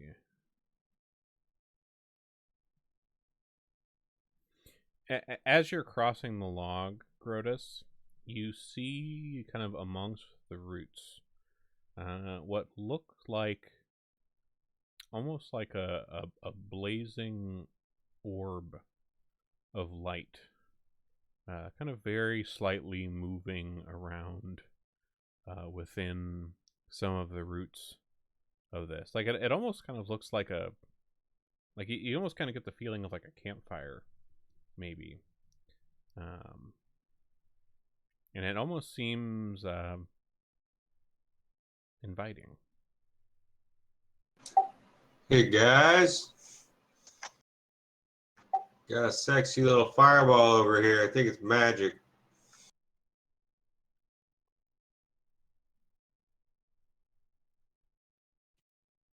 What do you magic fireball people come check it out? And the rest of you answer his call and head down this way. Yeah. Grotus is up to some shit.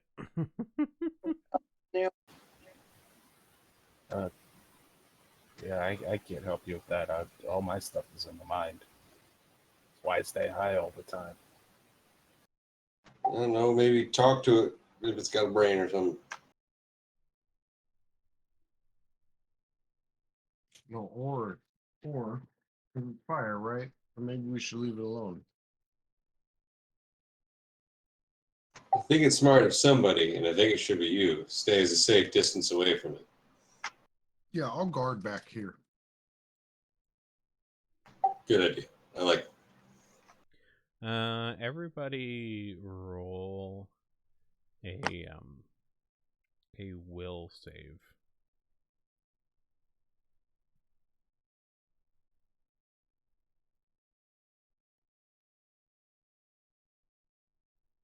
Yeah. All right. So Hunker and Grodus,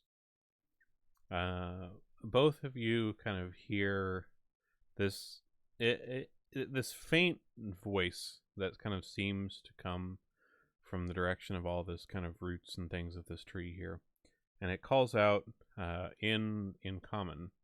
It's like, "Hello, I was resting here by this campfire. Come join me. It's very comfortable and warm."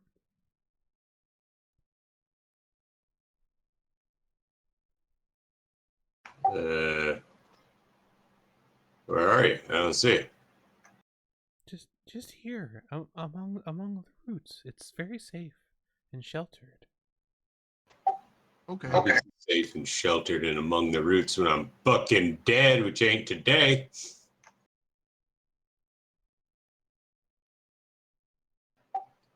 Comfort and warmth and retiring is anathema.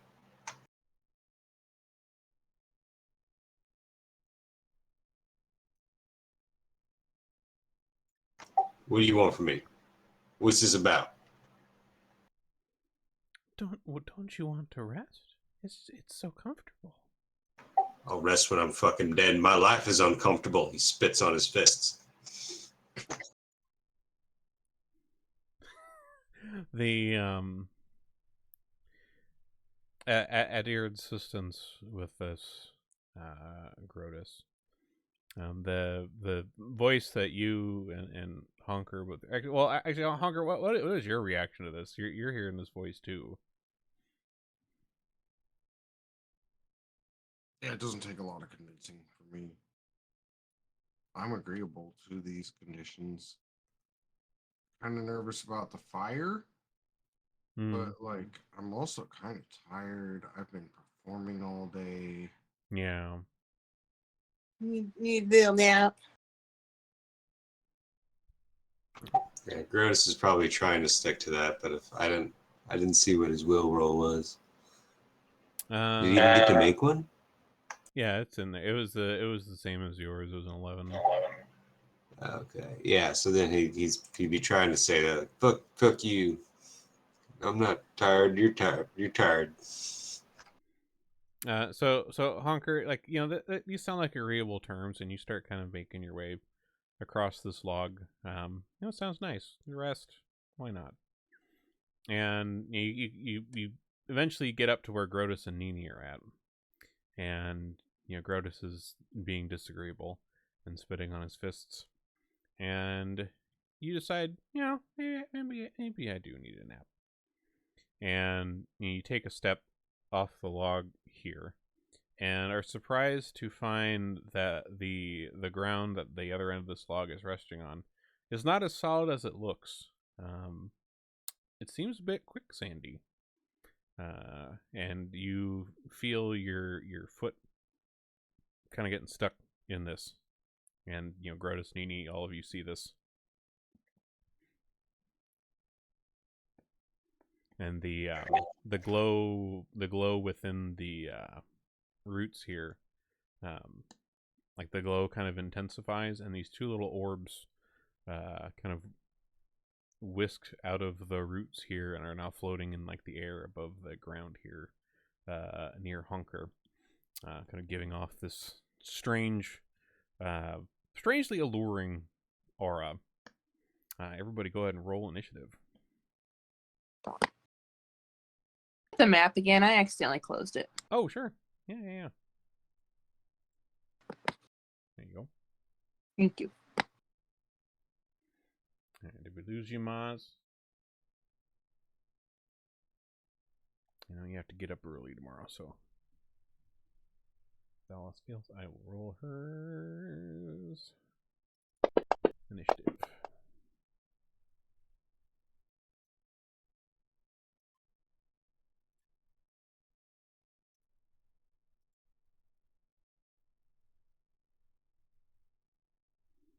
All right.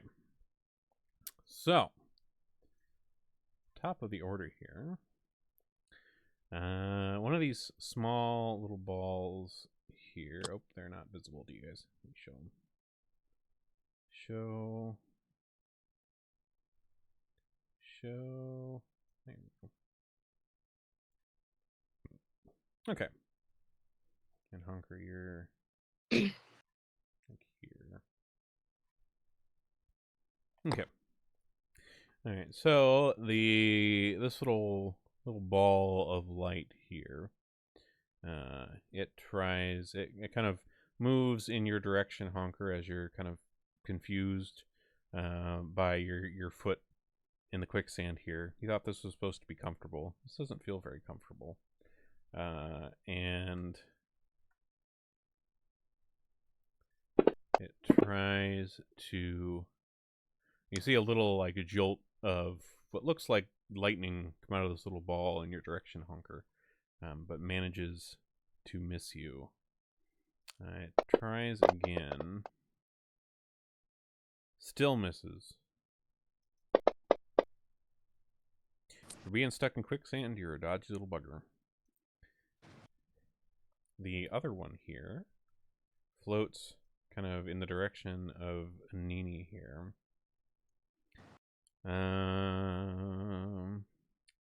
It tries to do the same.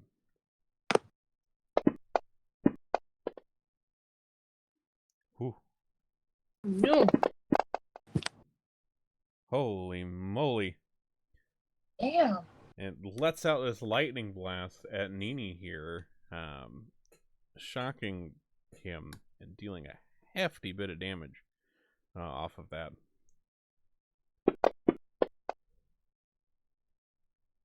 Damn, and it hits again. Holy fuck.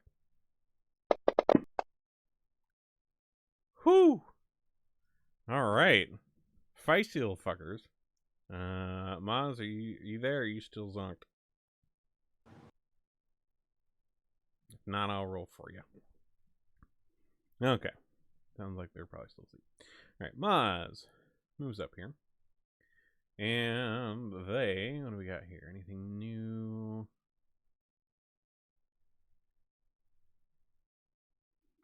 Alright, they strike at, or chuck their hoops in the direction of this little creature. Hit. Try again. Miss. And a miss. Browse. I will move up next to Maz. And then I'm going to craft a bottle of lightning. Okay. Then I'm going to throw it so it's in between both of those little Okay. doodads. You got it.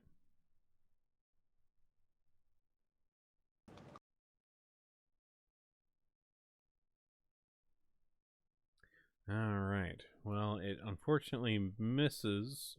They still get splash Yeah, they damage. still get the splash damage, yeah, which is... Yep, nice. And that's my turn. Alright. And the damage, they don't seem to take much, they don't seem to react much to this splash damage. It does still seem to hit them, but not much happens. Nini, you've gotten yourself blasted. What are you doing? Yeah, he's a little angry. He's going to summon his imaginary weapon, which in this case it's going to be a rubber baseball bat that kind of bends when he's holding it. All and right. take a swing at this dude. All right, how do you get? Oof. All right, miss on that hit.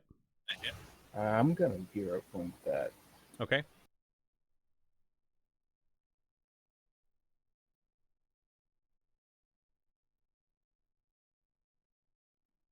Damn.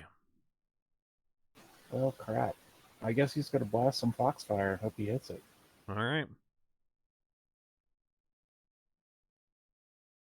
Damn. Yeah, well, that's it. All right. Grotus.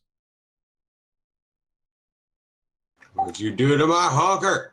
He drops into stumbling stance and comes at him with a drunken fury.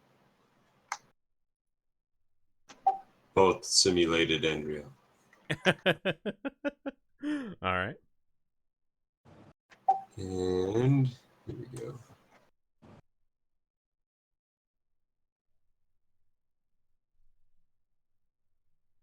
So this is a flurry. This will be 2 strikes. Mm-hmm. So that was a hit. And also my fists are magic, so it's going to ignore whatever physical damage resistance he's got. Okay. Because I know these will-o-wispo type of deals sometimes got that. All right.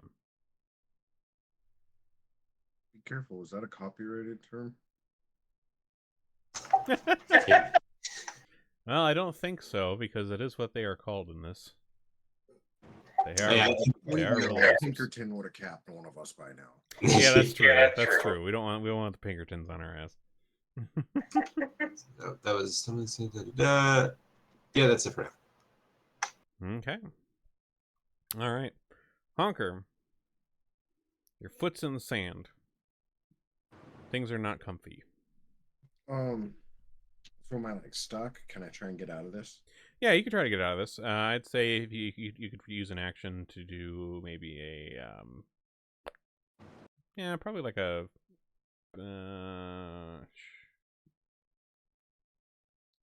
maybe like a fortitude save or something to try to wrest yourself out of this sand and back onto the log.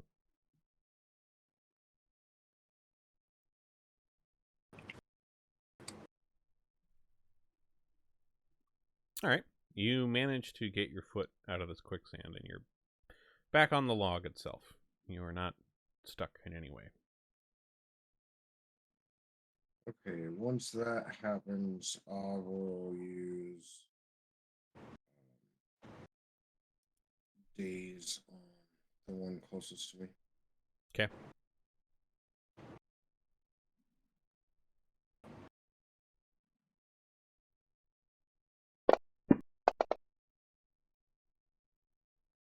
Okay. It succeeds on that save. Does that still do anything? It'll take damage. It's just not stunned. Okay.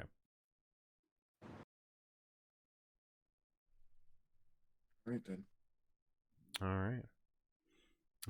So with that, like you do this attack and you feel like you feel like you hit, but it just does not seem to react to this as like you would expect. The magic does not seem to be going so well so far. Grotus at the top of the order. The punching continues. The punching continues. But first, a stumbling deception. All right. Curtis looks like he's about to just wail on this guy windmill style, intentionally misses and loops around back, continuing to windmill, then in earnest. Nice. All right. Ah, fuck you. You're probably flat-footed now, if that applies. Yes, that would be, yep. So then this will be on my next thing. I'll apply the flat-footed, and if it works, bonus damage. Sweet.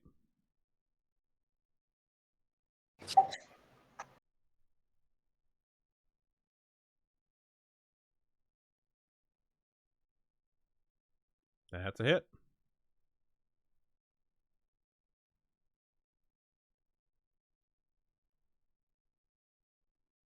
Nice. And did that already have the bonus damage in it, or do I need to add that?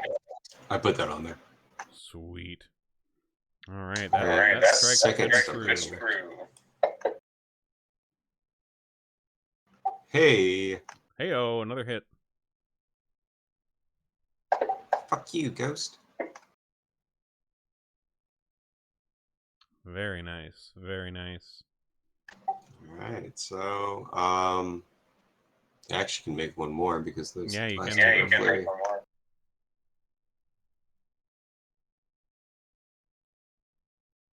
Ooh. Okay. All right. Maz. With the hoops. Get her back up here.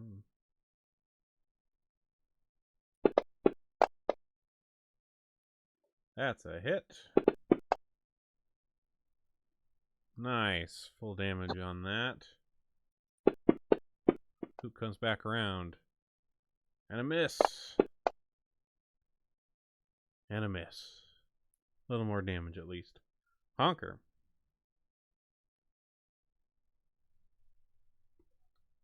Let's try a chill touch on him here. Okay.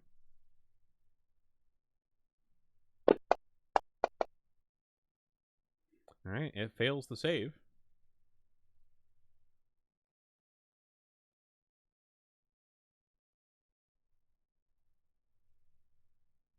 It's not undead, right? I don't believe so. Let me check.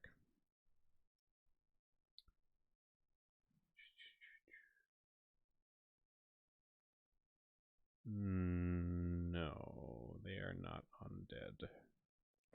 I didn't think so. All right, there we go. Negative touch and feeble. All right. So your chill touch, like you feel like this connects, but it almost seems like all of the the power that you put into this strike just seems to disappear as you meet this little orb. Once again, magic just does not seem to be having any effect on these.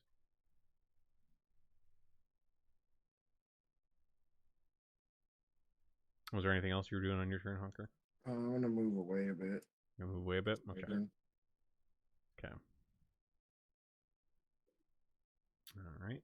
And Scorch will happen if Braz tells them to. Which brings us to Braz. All right. I'm going to craft an alchemist fire and try that.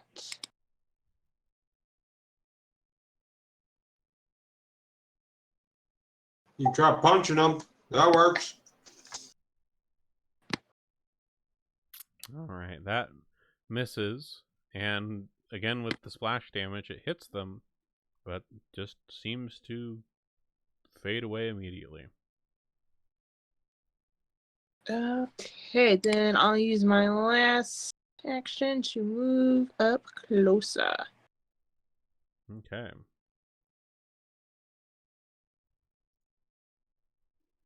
Alright. This small apparition here.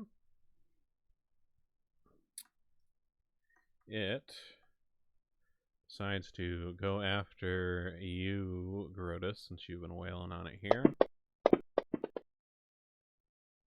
Hits.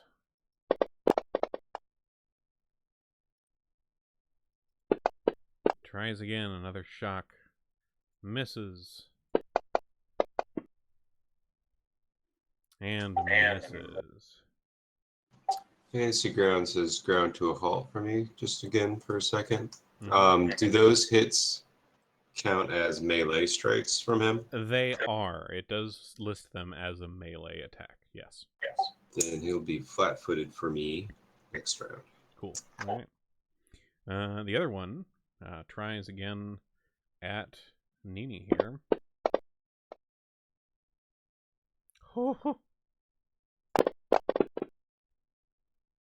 Oh boy. All right. Another zap out of this little unassuming orb blasts Nini here, and they fall to the ground, or a log, as it were, from this strike. They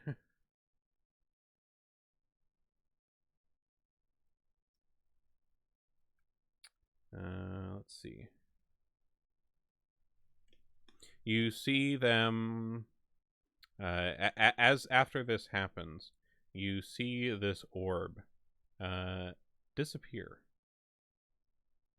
It just kind of fades, and you're not sure what happened with it. Concerning. Mm-hmm. All right, Nini, you can do your roll. It's a D20, right? It's been a while. Yeah, it has been a rolled. while since we had this.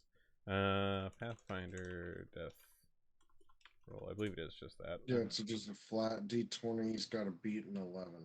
Okay. All right. D20 it up. Oh, I am definitely using my last hero point. All right. Hero point away. Hey, okay. There's one success. I forget. Is it the same as 5 where you have to get like a couple successes? No, so now he's dying 0. Oh, that's right. So he's but just he's like just like unconscious. So you're just unconscious. Okay, so you're not dying. Okay, cool. Sweet. All right, so that'll be your turn for now. You're still unconscious. Grotus. Nini has fallen to the log. But your punches seem to be working, even if everybody else's business. Well, punches and the whoops from Maz. Yeah, shit, the new guy down. Let me make sure I put the flat-footed on. Mm-hmm.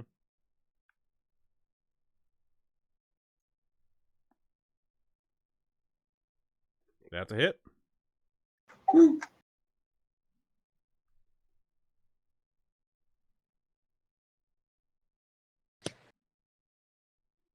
Nice. All right. You punch through this little orb here, and with this kind of strange ethereal sigh, it dissipates. This one seems to be gone, but the other one is nowhere to be seen. It is invisible.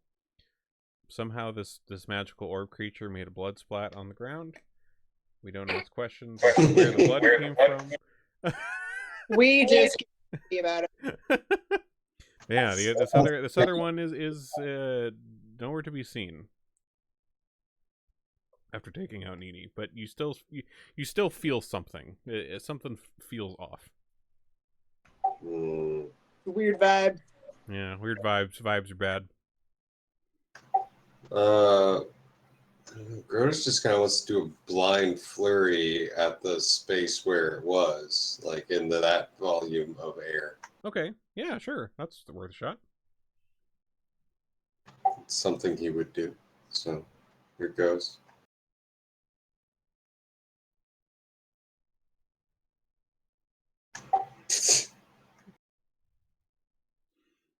All right, well, you strike wildly at this bit of air here, but you don't feel like you're connecting with anything, and there doesn't seem to be any reaction from the square of air as you deftly punch through it. But you look super cool doing it. Yeah, goddamn, that's some agility right there. Look at that. Ghost. Ghosts are afraid of me now. Shit. All right, which brings us to Maz. This thing is still unable to be seen. Maz.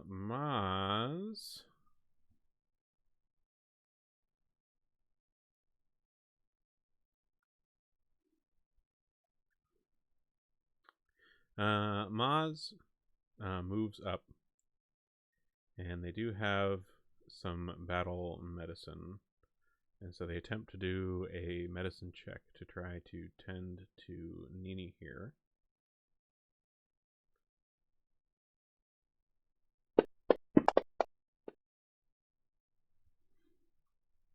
And they do not pass that check. close, but not quite a critical failure, so it just doesn't do anything. Braz. Well, I also have battle medicine, so let's give that another shot. Yeah, anything you can do, I can do better.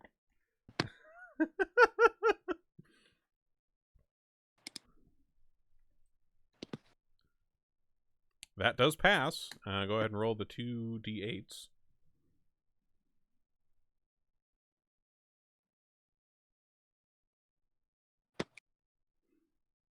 All right, so 6.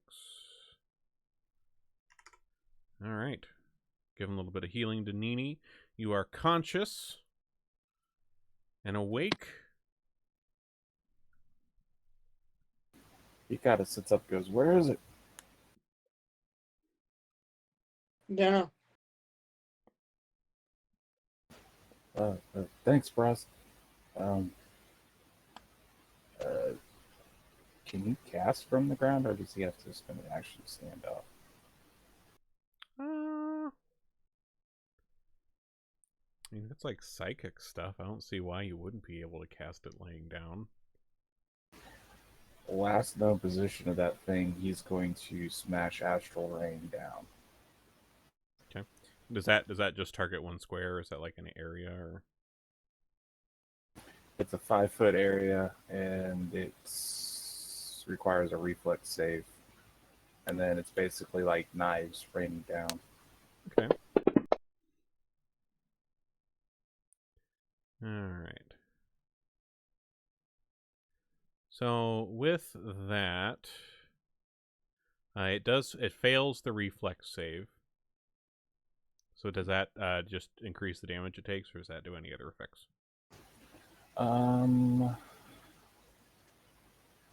It's just 2d4, and then I can hold it and move it around. Okay.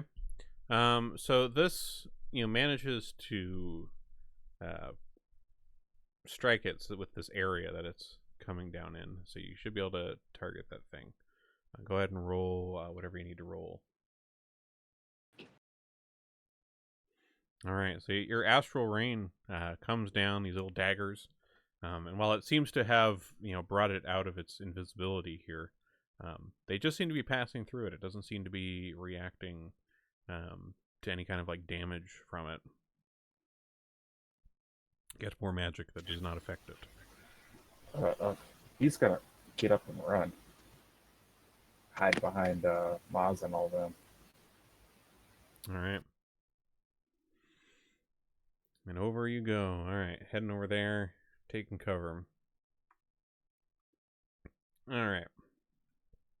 So this small aberration here, as it's kind of reappeared, you see it kind of let out this larger glow from itself, and you almost feel like you see the image of like some kind of like laughing skull inside the orb as it does this, and it, let's see,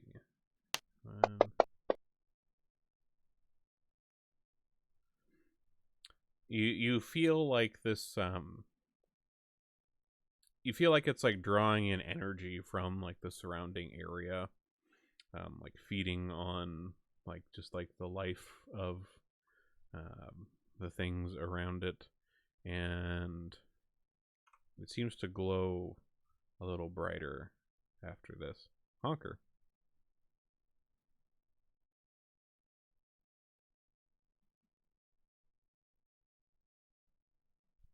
I will whip out my trusty sling and try and hit this thing with some marbles.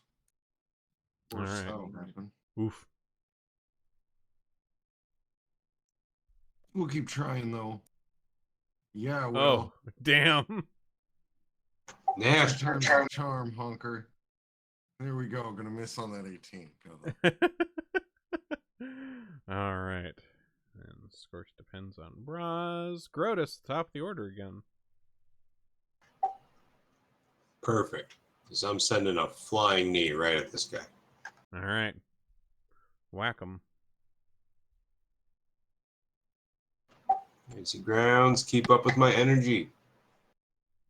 Yeah, it's been a little laggy, I've noticed, in like the last 10-15 minutes or so. Yep. Although I did see, like, earlier, before we even started, there was, like, some point where I was getting things set up and, like, disconnected from their, like, cloud network and then reconnected, so I wonder if they're just having some troubles tonight. So I'm going to try... Fuck. So that was a move and a strike, so that would be 2. Okay. So I can't do a deception. I can just do a flurry. And I assume that, like, moved you over to, like, this branch here, close to it? Or something Yeah. like that? Okay. Melee range.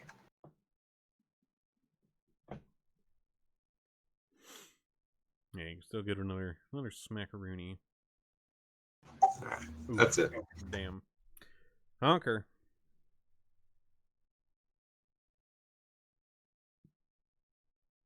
See if I can get 3 ones this time.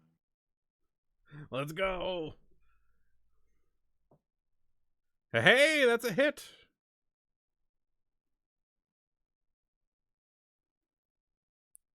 And that does something. Ooh, a miss. Oh, and a miss. Damn. We at least got one hit off. A little more damage on this little guy here. He tries again to shock at Grodus. Since you're the one up in its business.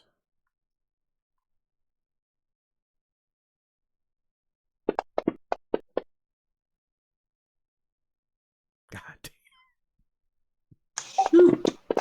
These guys with the criticals, I swear. Holy fuckaroo. Bad of a crit. Yeah, that's not too bad. Holy fuck! What the fuck? Why did I say anything? Holy shit! Can I use a hero point to make somebody else reroll? Isn't that also a rule? Is that a thing? God, I hope so. I'm curious now. Let's see. Hero point uses. Hey, at least you weren't getting critical for half your damage. I don't want to hear it. I just got 2 double crit. I got 2 natural 20s in a row. Let's see. That's God farting on me.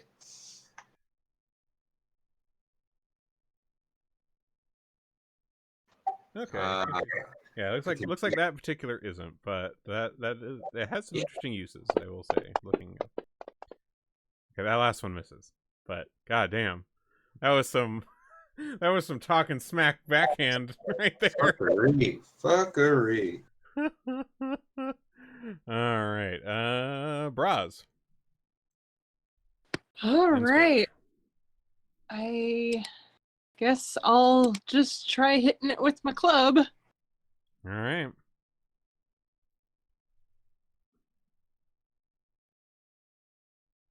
Oof.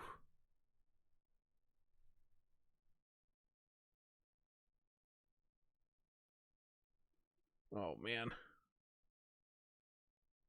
Oh man. Oh, bitch. Tricksy little bastards we got out here. Holy fuck. Alright, Maz. Maz with the hoop.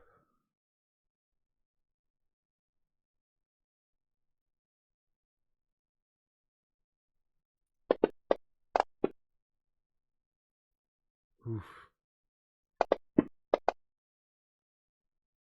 Ugh.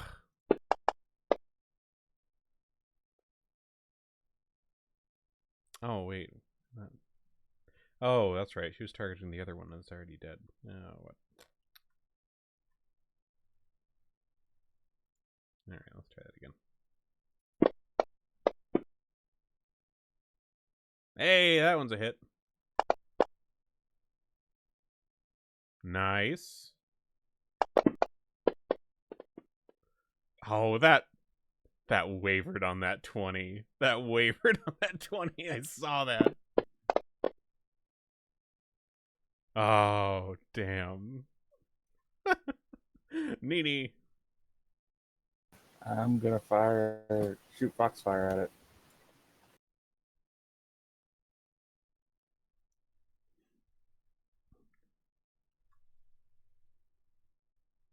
Oh man.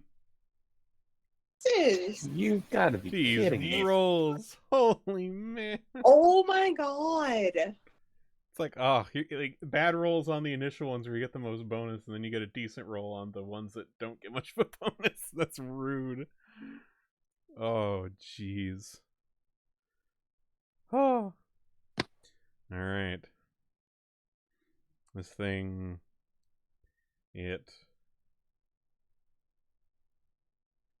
tries to blast. Misses. Critical misses. Whew. Sweating bullets there after all those crits last time. Jeez Louise. Roz. Just try with my club again. Alright.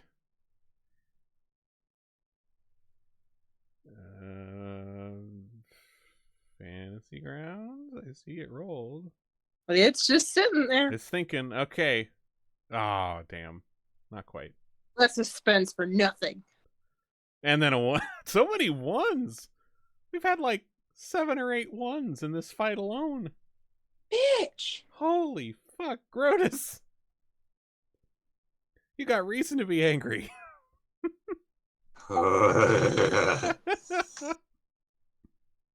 Alright, well, the good news is he's flat-footed. That is true. And I'm going to put that to use.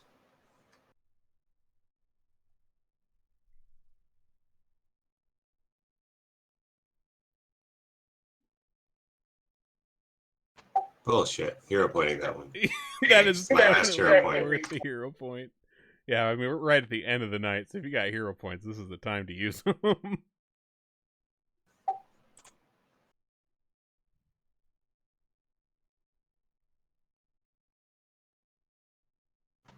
Jesus. Damn. Alright, then Deception. Okay. Do some more stumbling around, and then I'm going to drop an elbow on him. Okay.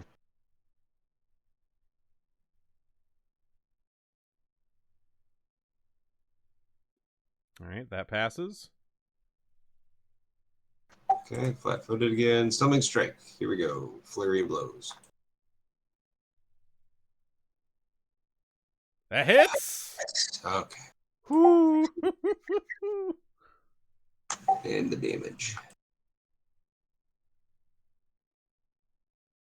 Nice! Whoo! And this little fucker dissipates into the wind. Redonkulous. Damn, will-o'-the-wisps are no fucking joke. Jesus. They could blast the shit out of you. Indeed. Their basic attack has a plus 15. Jesus. Which is why that crit. And then their AC is 25. And immune to all magic. Damn, those suck. Oh, jeez. Very unassuming. Alright, was there anything else here? Let's see.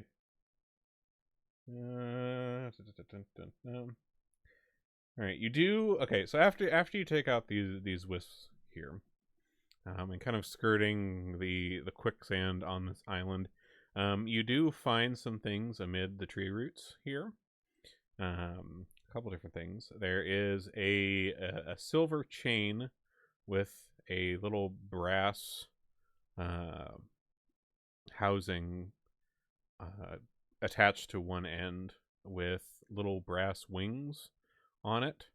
In the middle of the housing is a stone, a very intricately cut gemstone that is positioned so that it resembles an open eye. You assume that this is related to what was scribbled on this decaying map. And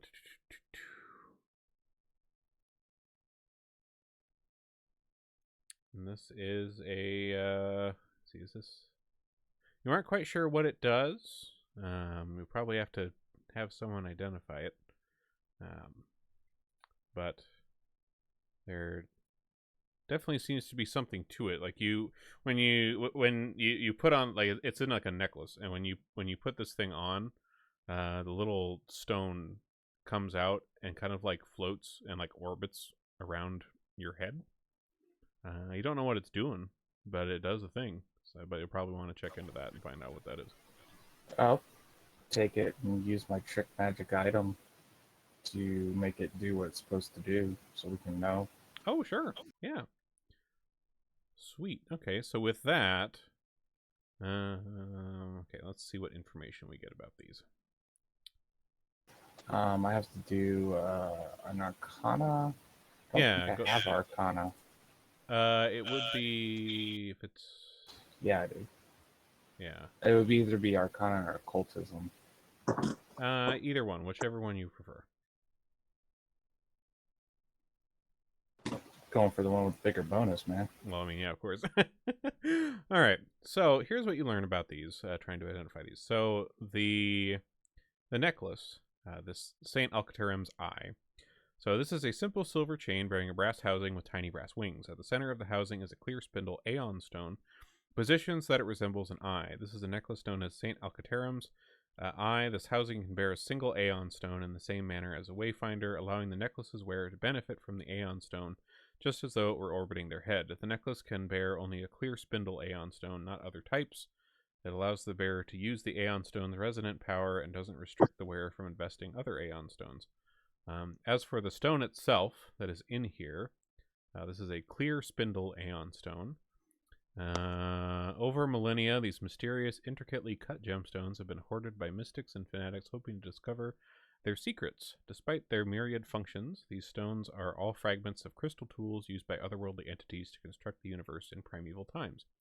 When you invest in one of these precisely shaped crystals, this stone orbits your head, and there are various types. They do different effects. A clear spindle means that you do not need to eat or drink while this aeon stone is invested by you. This aeon stone doesn't function until it has been worn continuously for a week. If it is invested by somebody else, the interval starts over. And this also allows you to cast the spell Air Bubble as a primal innate spell once per day. That's pretty cool. Let me see what that spell does. Okay, I like that skill. Yeah, that's pretty cool. Air Bubble is a bubble of pure air appears around the target's head, allowing it to breathe normally. The effect ends as soon as the target returns to an environment where they can breathe. So if you're ever in an environment where you can't breathe, you have an air bubble. And now you don't need to eat or drink after you've worn this for a week and like attuned to it. So that's pretty cool. That both the Aeon Stone Clear Spindle and the St. Alcaterum's Eye are in the party sheet, so feel free to grab those, Nini, if you're taking those. But otherwise, we are at time, so we will call it there. Successfully bonking some will-o'-the-wisps and getting this little area cleared out for you guys. Good job. Nice stuff. That was that was marked as a severe difficulty, and I can see why. The fucking crits, holy shit. That could have gone worse. I thought you were going to be only the second GM ever to off one of my characters. Alright. Well, good stuff. We'll see you guys next time in June for more Escadar escapades here. Heck yeah, dude. Hell yeah. Good game, y'all. Good night. Good night. GG. Yeah, fun night. All right. Good stuff. I'm very excited to get into this new section of this storyline here with Extinction Curse. This continues to be a fun campaign. Let's go raid Drake Takes. Looks like they're doing some... Where are they? Empire of the Ghouls. Session 56. Damn, that's been going a while. That's kind of like our last campaign. Nice. Let's go say hello.